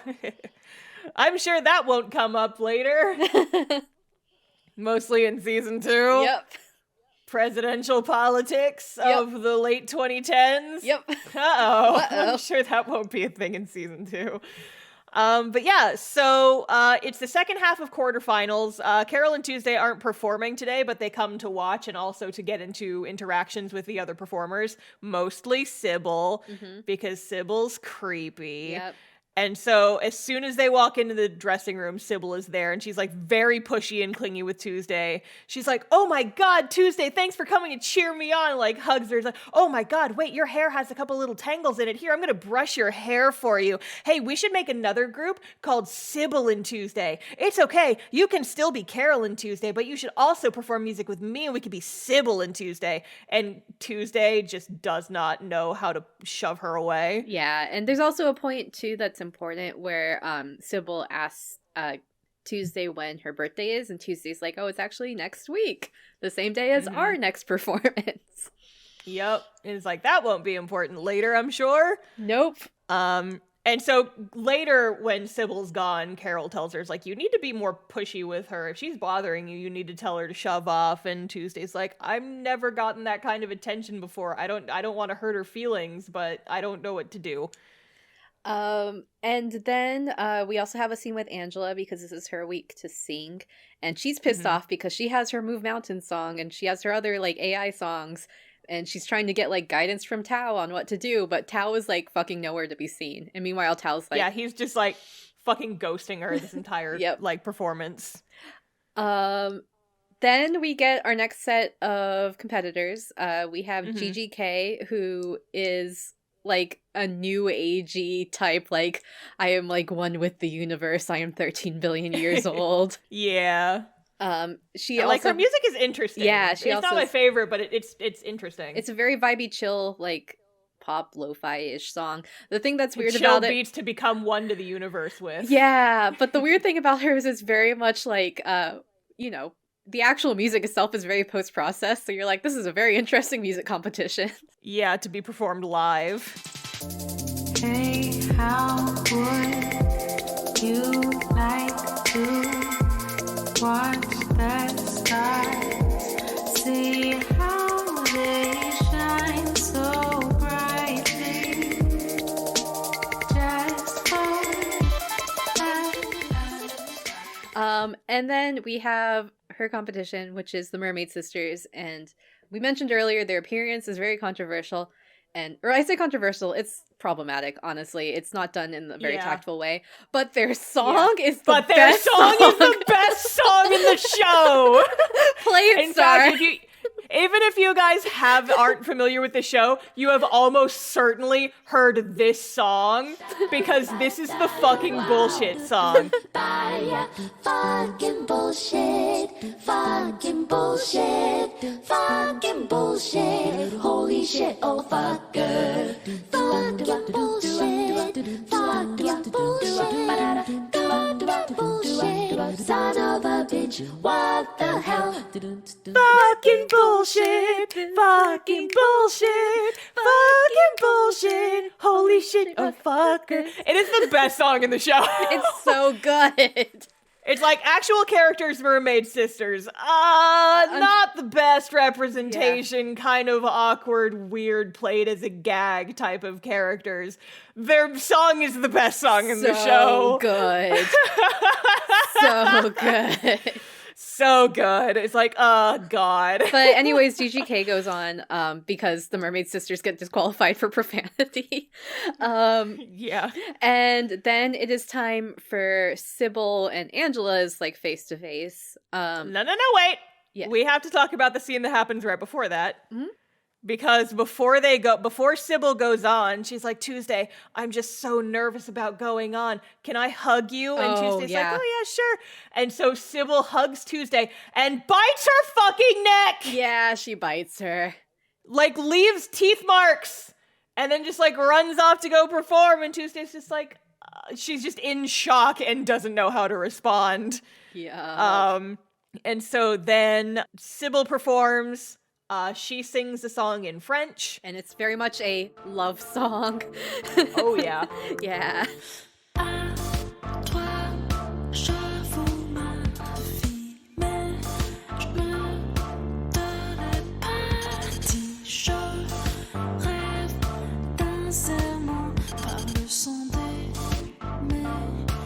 Yeah, and then, Angela goes on, sings her song that is the Move Mountain song, but we actually get it with the instrumental track this time. Again, kind of rings hollow, is very generic, like girl ambitious song. Angela ends up winning. Yep. I was gonna say, but Sybil is not that upset because she just runs to Tuesday and hugs her, and he's like, it's okay I lost because I really only want to win when we're in our band together next year. And then so Tuesday is finally like, well, I think that probably I should focus on just being in the one band. So I'm sorry, Sybil. And Sybil says a line. She gets really mad. And she's like, you'd reject me even though I claimed you as mine? And she storms off. And I wrote in my notes, girl reads too much ABO. Yeah. It's like, I made a claiming bite on you. That means that you're mine. And I'm like, girl, stop with the fan fiction weird shit. I would like to put in an author's note that your host star does not actually read ABO. I've just seen that Lindsay Ellis video. Yep, same. Episode I'm 10. familiar against my will, just because I enjoy watching video essays on YouTube about weird shit. Episode 10. So episode 10, it is the semifinals. And they have like 2 set judges and 1 rotating judge. Last episode, the rotating judge was like an AI dog. This time, they're rotating judge. He was the AI dog that you got as a kid. That did and the like flips? that did the flips. like the robot dog. Yeah. With like the light up face panel that like walked around and it could hook up to like Bluetooth or something and it would play music. Oh, I wanted back when one of like those the so first bad. generation. It was like it like predated the first generation iPad. I had one. Oh, so jealous. I loved that fucking little dog. But yeah, so they've cycled out AI dog with DJ Erdogan. Uh-oh. And so he recognizes the girls and he freaks out, but he manages to like not scream, "You burned my house down!" Except they didn't burn his house down. They toasted it lightly. It's fine. Then that means that the first set will be GGK versus Angela, and then our girls will be going against the streamer Piotr. Yeah. But before that, they go to their dressing room and Sybil is there. Yep. To cheer for Tuesday. She says something really creepy about being like, "You were the only one I had left. I thought that you'd understand me, but I guess I don't have anyone left after all.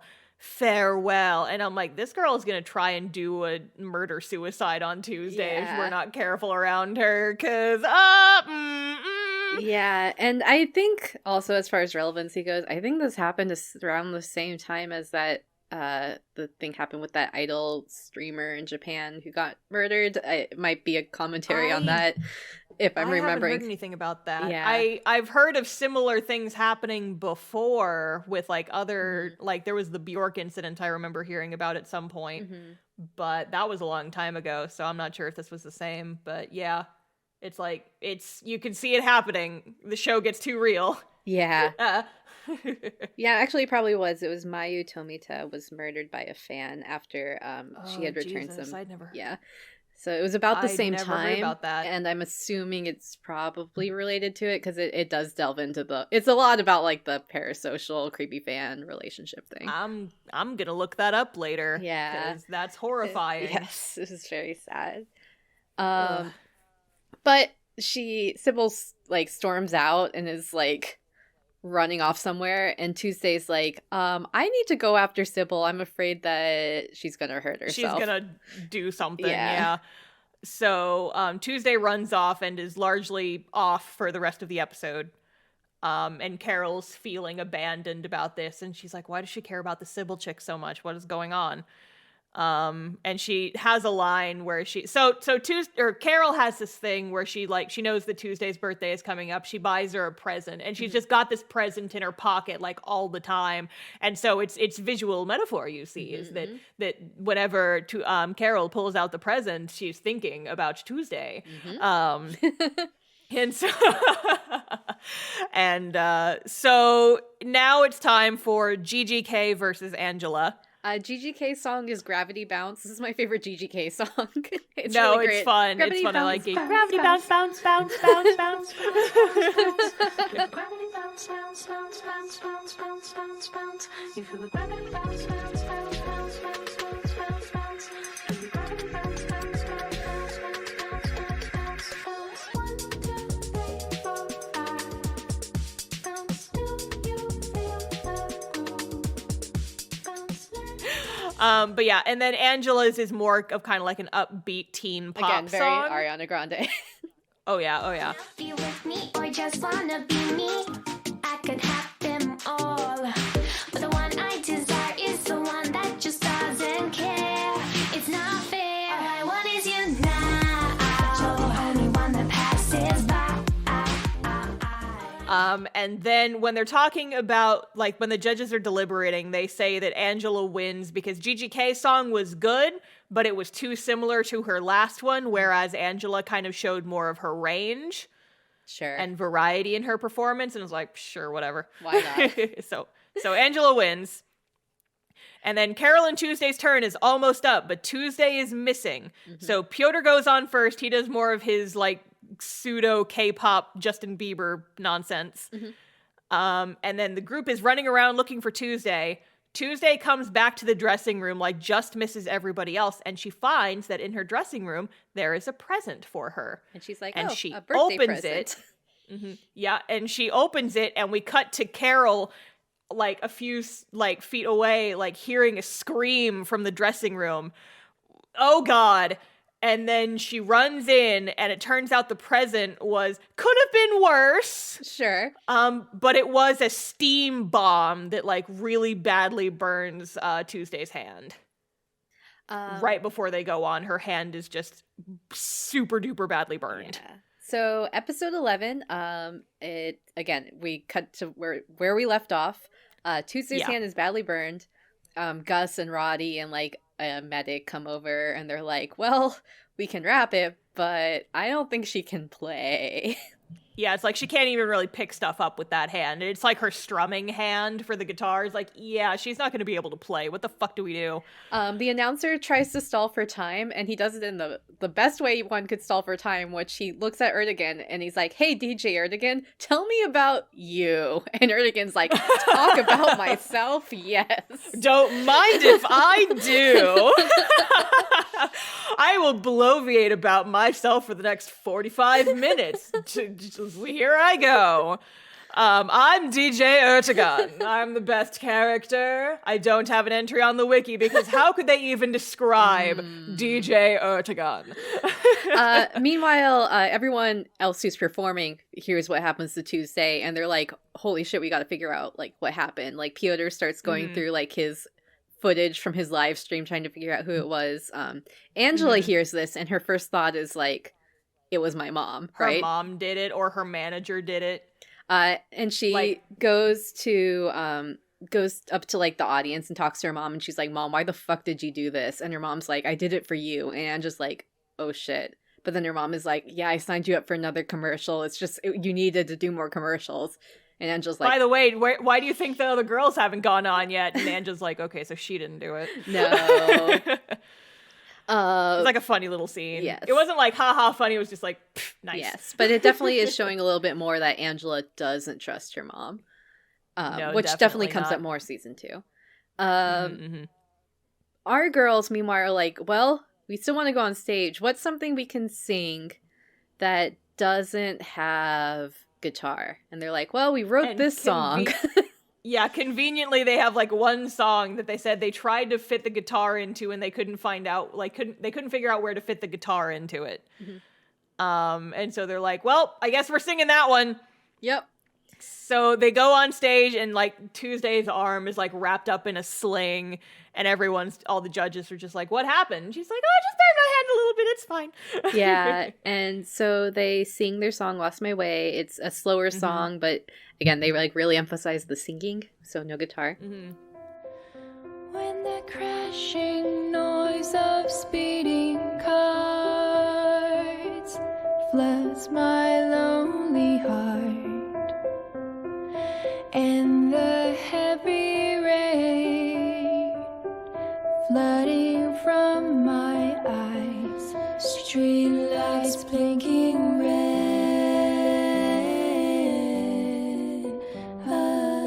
again.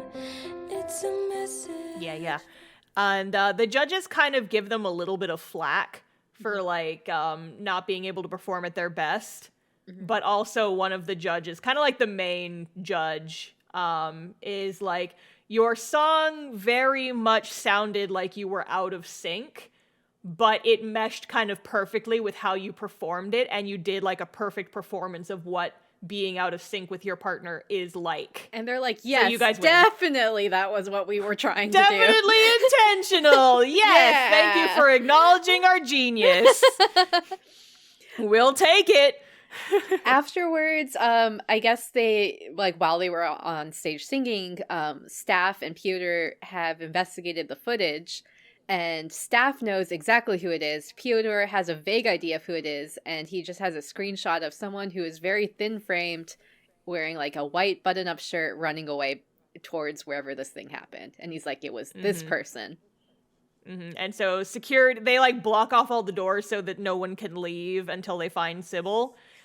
Meanwhile, Angela sees this thin frame and she's like, oh shit, it's my sketchy manager. And she goes to like confront her manager, being like, you're fired, you're not my real fan. My real fan would trust in me and wouldn't set up these traps, and I hate you, basically. Yeah, and the manager's like, I didn't do it, what are you talking about? So Angela fires another manager. Yep, fucking rip. But yeah, so Carole and Tuesday, when they find out that the perp has been caught, they run out to like the front lobby and see Sybil getting carted off by security. And Sybil is like, "This happened to you because for a reason. This was divine punishment for stabbing me in the back." Da da da da da. And I don't think we ever see her again in season 2, but I could. Yeah, I think this is the last we see of her. But it's just like, okay, bye, bitch. Oh, you're so creepy. Creepy fan. It's like, listen, it could have been a lot worse, but you can't just kill off a main character like that. Yes. So, steam bomb hand. So then Carole and Tuesday are out front, and Tuesday's like, I'm sorry, you're right. I should have talked to Sybil earlier before all this escalated, and I was just really unfocused during the song, and I know it worked for us in our favor this time, but I promise I won't be in focus. And Carole's like, yeah, I won't be in focus either. We need to be able to beat Angela next week. Yeah. And Carole kind of like reads her down a little bit, saying just like, your half-hearted attitude is why this happened. And she's like, if we can't beat Angela, if we're going to be performing like this, we have to get better. And then Carol's like, if we fail, you can just go back home. If we fail, I have to go back to performing on that bridge again because you still have a home to go back to. I don't. And then Tuesday starts crying and she's like, I can't go back to that house. I hated it there. I did not belong there. No one cared about me there. So you say I have a home. I don't. And then perfectly timed. Screech! A car shows up. Yup. Full of just men in black suits who just like show up. He's like, okay, Tuesday, we're bringing you back home to your mom. Bye. We're the Secret Service for totally not Hillary Clinton. So yeah, Tuesday gets brought back home forcibly, and Carole's just standing there, and Gus and Roddy walk up, and they're like, yo, where's Tuesday? And Carole like is running after the car and is like, can't catch them. And she like looks at her present and is sad because she never gave it to Tuesday. Yeah, we'll see what happens is like Carole she's like chasing this car and it like jumps on the back of it like trying to keep up with them, and she gets knocked off and then she like rolls around a little bit like just from the momentum of getting knocked off the car, and she takes the present out of her pocket and it's crushed. Oh, so sad. Visual metaphor, you see, for their friendship being crushed. So episode 12, it's the last one of the first season. So Gus and Roddy are talking with Carole about what happened, and they like figure out that Tuesday's mom is this big politician and she got taken back home and stuff. And so we cut to Tuesday's house, and the mom basically scolds her for causing problems for the mom's campaign, and then basically says, you're locked in this room for a week and you're not allowed to leave. Yes, and don't forget, next week is the finale of Mars Brightest, so she's like, it's oh like, shit. Tuesday's like, I have somewhere to be, but she can't get out because her mom has locked her in. It's very Cinderella almost. Yes. Meanwhile, there's like a short montage of the week where like everyone's going about their own thing. Tuesday's like stuck in her room. And Carole is like doing her work, busking on the bridge, just doing normal everyday things, but they're both thinking about each other. And like, so Carole like texted Tuesday, is like, where are you? What's going on? Please talk to me. And Tuesday has been trying to text her back and just doesn't know what to say. But on Carole's end, it just looks like the Tuesday is just ignoring her. Yeah. Then there's a short scene where Gus is talking with Carole, being like, hey, Carole, I really do think you girls got what it takes.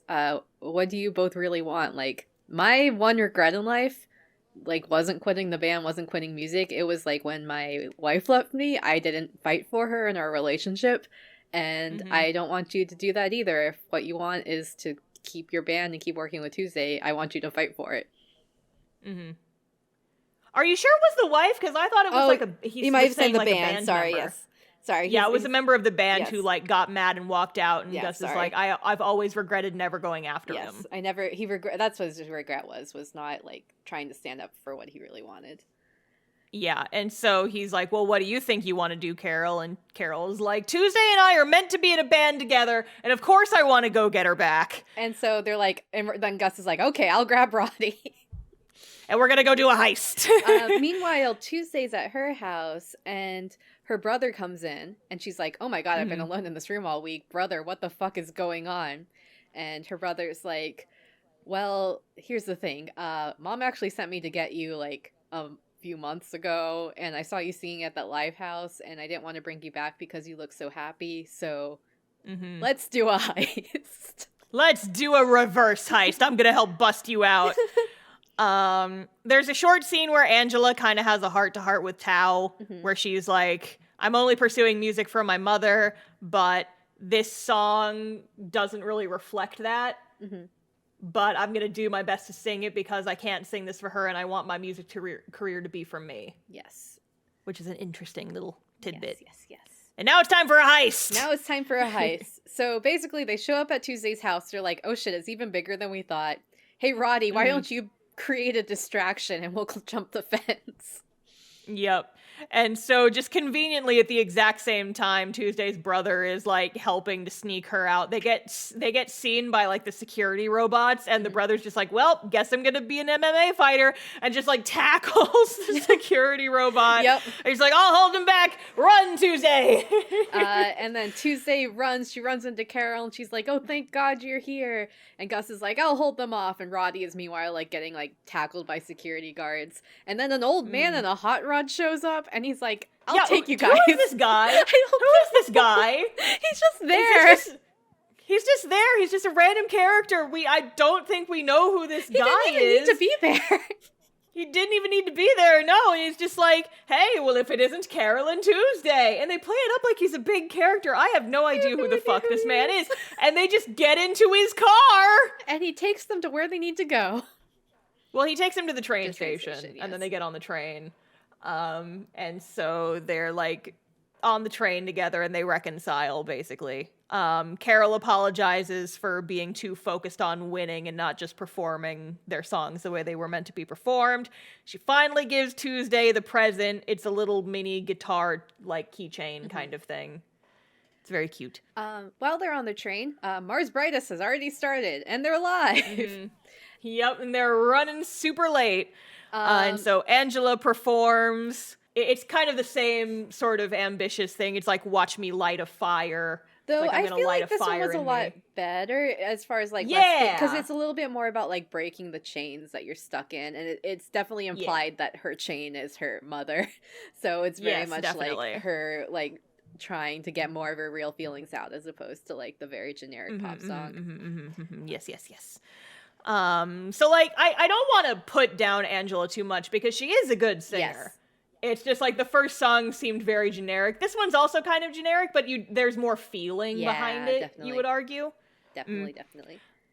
Yeah, and so I just found there's like this one bit, Carole and Tuesday are like running through the city while Angela's performance is being like broadcasted on all these big external TVs, and everyone on the streets is like cheering for them as they're running. Yeah. And it's just like, and then everybody clapped. And then everybody clapped. But our girls do make it kind of in time. Basically, they're wrapping up. Yeah. Yeah. Not like they make it, but technically they've already been disqualified because they weren't there at the start. So they go on stage and the judges kind of like read them down, and they're like, you guys were late. The rules say that if you are late for the performance, you are automatically disqualified. And they're like, yes, we understand that, but can you at least, we don't care about winning. Can you at least let us perform? And then they're like, well, we'll think about it. But Angela's like, let them perform. I want to hear them sing. And then the audience is also like, let them perform. They're like booing the judges and cheering for the girls to perform. And the judges are like, okay, fine. They can sing their little song.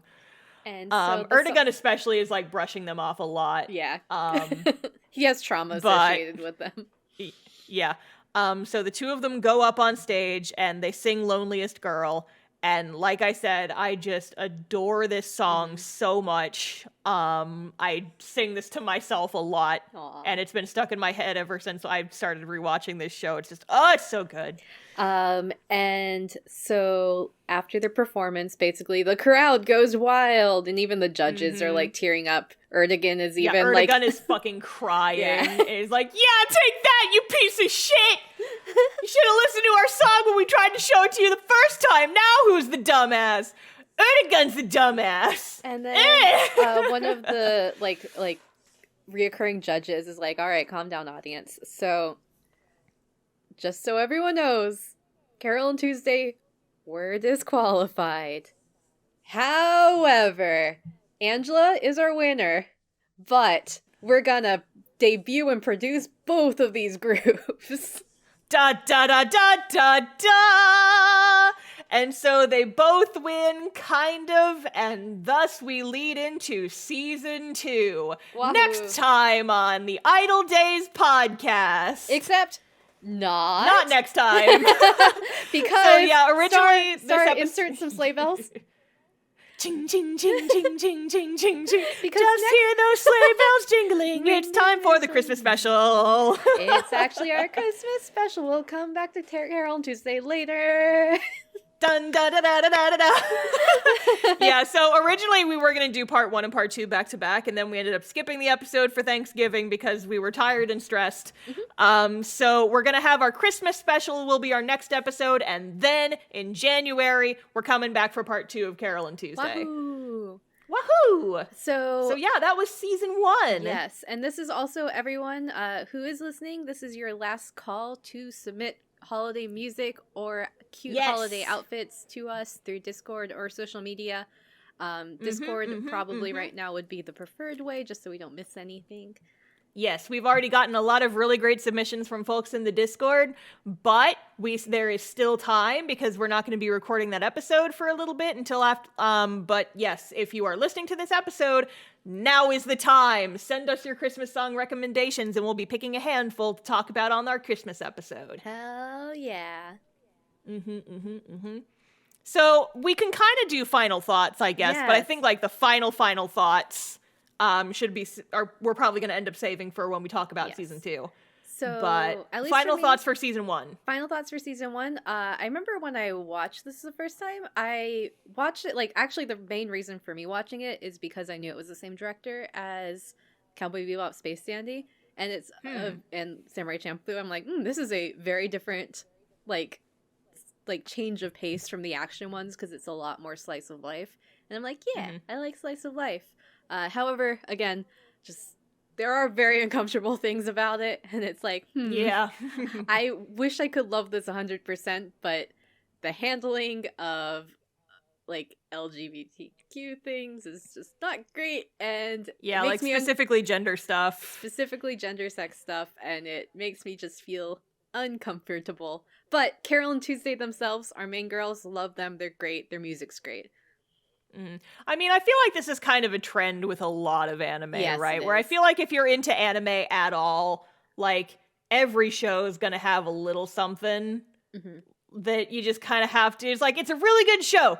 You kind of have to ignore this. But it's a Yes. really good show aside from that. So this show, unfortunately, does not break from Yeah. that trend. It's like, it's a really good show, but you kind of got to ignore a little And some of the stuff. And it solidly feels like it seems like it was done probably with good intentions. It just wasn't nuanced in the way it needed to be. Yeah, it was just kind of a clumsy effort Exactly. that didn't really go probably as they hoped it would. Yes, But definitely. I mean, they tried, They but Yes. it's still not good. Yes, exactly. Star, what are It's your like, final thoughts? My final thoughts is like, so I kind of touched on this earlier. The show is a little bit decompressed because it is kind of more of the slice of life stuff, but I don't think it's necessarily a bad thing.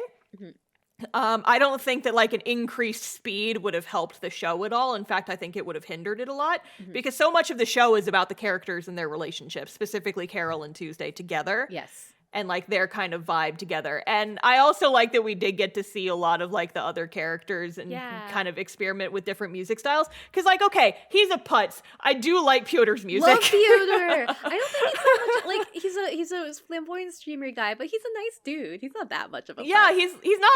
he's not Erdogan. malicious about it. He's just kind of a little bit of a putz. Yeah, and I think that this is like really shows like the overall series itself is a lot of like what the type of slice of life I like, because I realize as a person who when I consume media, I'm very much like character and character interactions are like my like favorite part of stories, as like rather than like plot or like just like the style or the visuals. It really is character development and character interactions that are my vibe, and I'm like, yeah these are good ones. And so actually I had like an ending note here that I was like, I kept thinking about like the last half of the show is spent like on the tournament, right? To the point where like I almost wish that like Love Live had been a little bit more like this, because I would have like the strength of this show is that you get such a variety of different musical styles, right? And so I kind of wish that like Love Live in the anime had been represented more like the Mars Brightest contest in this, where you actually get to see and kind of meet, even briefly, like the other groups that are performing. And I think that maybe Nijigasaki did this the best, but also Nijigasaki was like way too bloated anyway. But I just like, I love how like they have just the broad types of music, all kinds of different genres represented. And I think it's really cool. And I wish it would have like, I wish other shows did it a little bit more like this, maybe. It's like, if you're going to have a tournament arc, show us the other performers! Yes, definitely. And we are very much, like, given, like, full performances. Even if we're not seeing the whole performance, we usually hear the whole song of the other performers, which is pretty cool. Yeah, and what we haven't talked about at all is the animation, actually. Yes, definitely. So, as mentioned, it's Studio Bones, who, let me pull up some of their stuff, so. I'm pretty sure they did Full Metal Alchemist. They probably like both of them. did. I'm pretty sure they did. Like, I know, like, they did Mob Psycho. That's the big one that I think of when when I think of weird animation, I think Mob Psycho, and they did Mob Psycho. Like, yeah, if you've seen Mob Psycho, they do some ambitious shit in that show. They did Space Dandy also. Eureka 7. Which tracks with the director. Yeah. Eureka 7, they did do FMA. Both adaptations of FMA, actually. So yeah. They everything is very animated. Like, we talk about like how last season Udapri, like, it'd be a still frame and mouse would be the only thing moving.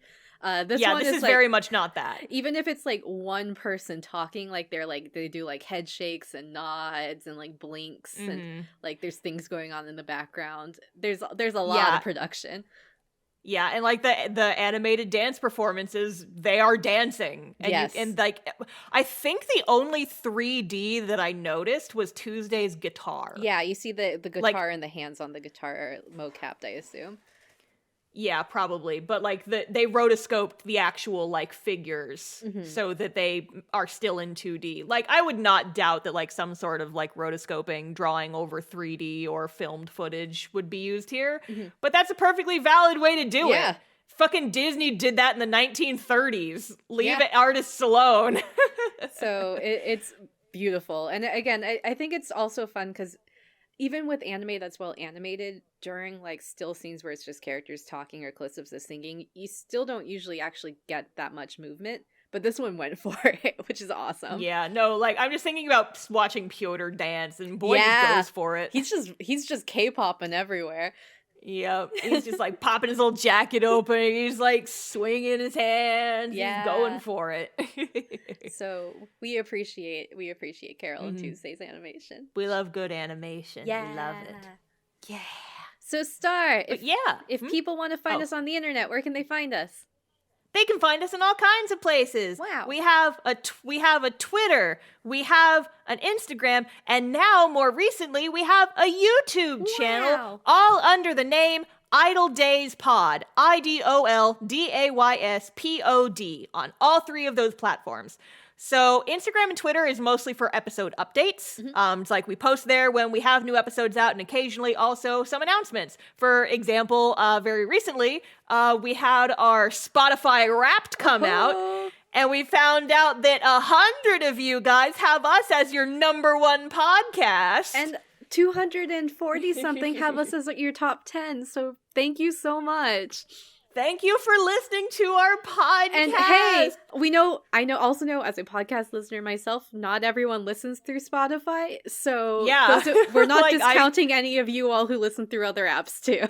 I was honestly kind of shocked at that number. I'm like, wait, that many people listen to us On Spotify? Wait, what? It's like that's just on Spotify. If I go back and re-listen to episodes, I usually use Apple Podcasts, and so it's like, wait a second, that many people listen to our show. So we really appreciate all of you for listening, and we love hearing from you too. So if you want to interact with us on social media or through our Discord, which is linked through our website and our social media, we'd love to hear from you. Yeah, all of those links will also, depending on whatever podcast listener you use, and if they use hyperlinks, we do have those links in the description of the episode, so you can find us on Twitter, Instagram, YouTube. Subscribe to our YouTube, by the way. I'm trying to boost our YouTube audience. So what I'm doing right now is I'm just going back and just posting video versions of old episodes. We're doing like 3 a week just to kind of like blast through like almost 3 years of our backlog. But then once we're all caught up, I'll be posting videos to YouTube on the same day as the actual podcast episodes. And what I also want to do is start posting shorts. Yeah. And also posting those on like TikTok as well to kind of like start marketing us a little bit. So if you have your absolute favorite moments from the podcast that you think would work in like an under a minute clip that we can post on social media, you should tell us what it is so that I don't have to go hunting through literally thousands of hours of entertainment. Hell yeah. Well, not thousands of hours, thousands of minutes. Still too much for me to go back and listen to all by myself. So... So, this has been Idol Days. We have a website. Oh, we have a website. I thought you had mentioned it. No, we have a website, idoldays.card.co. It has links to like pretty much all the places you can listen to us, all of our social media. We've got a list of episodes, etc. Or idolluminati.net. idolluminati.net, because Sarah apparently like just refreshed the domain for that. Go and use it. Yep. But yes, so we'll see you guys next time for our Christmas special, and then Carole and Tuesday Part 2 after that. So, this has been Idol Days. We've been Lady. See you next live. Bye. Bye.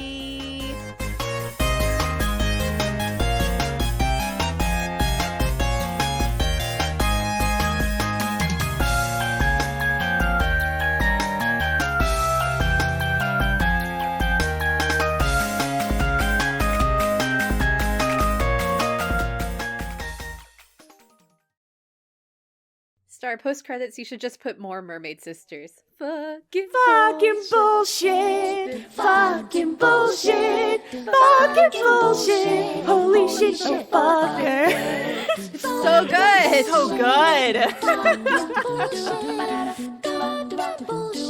Son of a bitch, what the hell? Oh motherfucker, goddamn bullshit, holy shit, holy shit, oh holy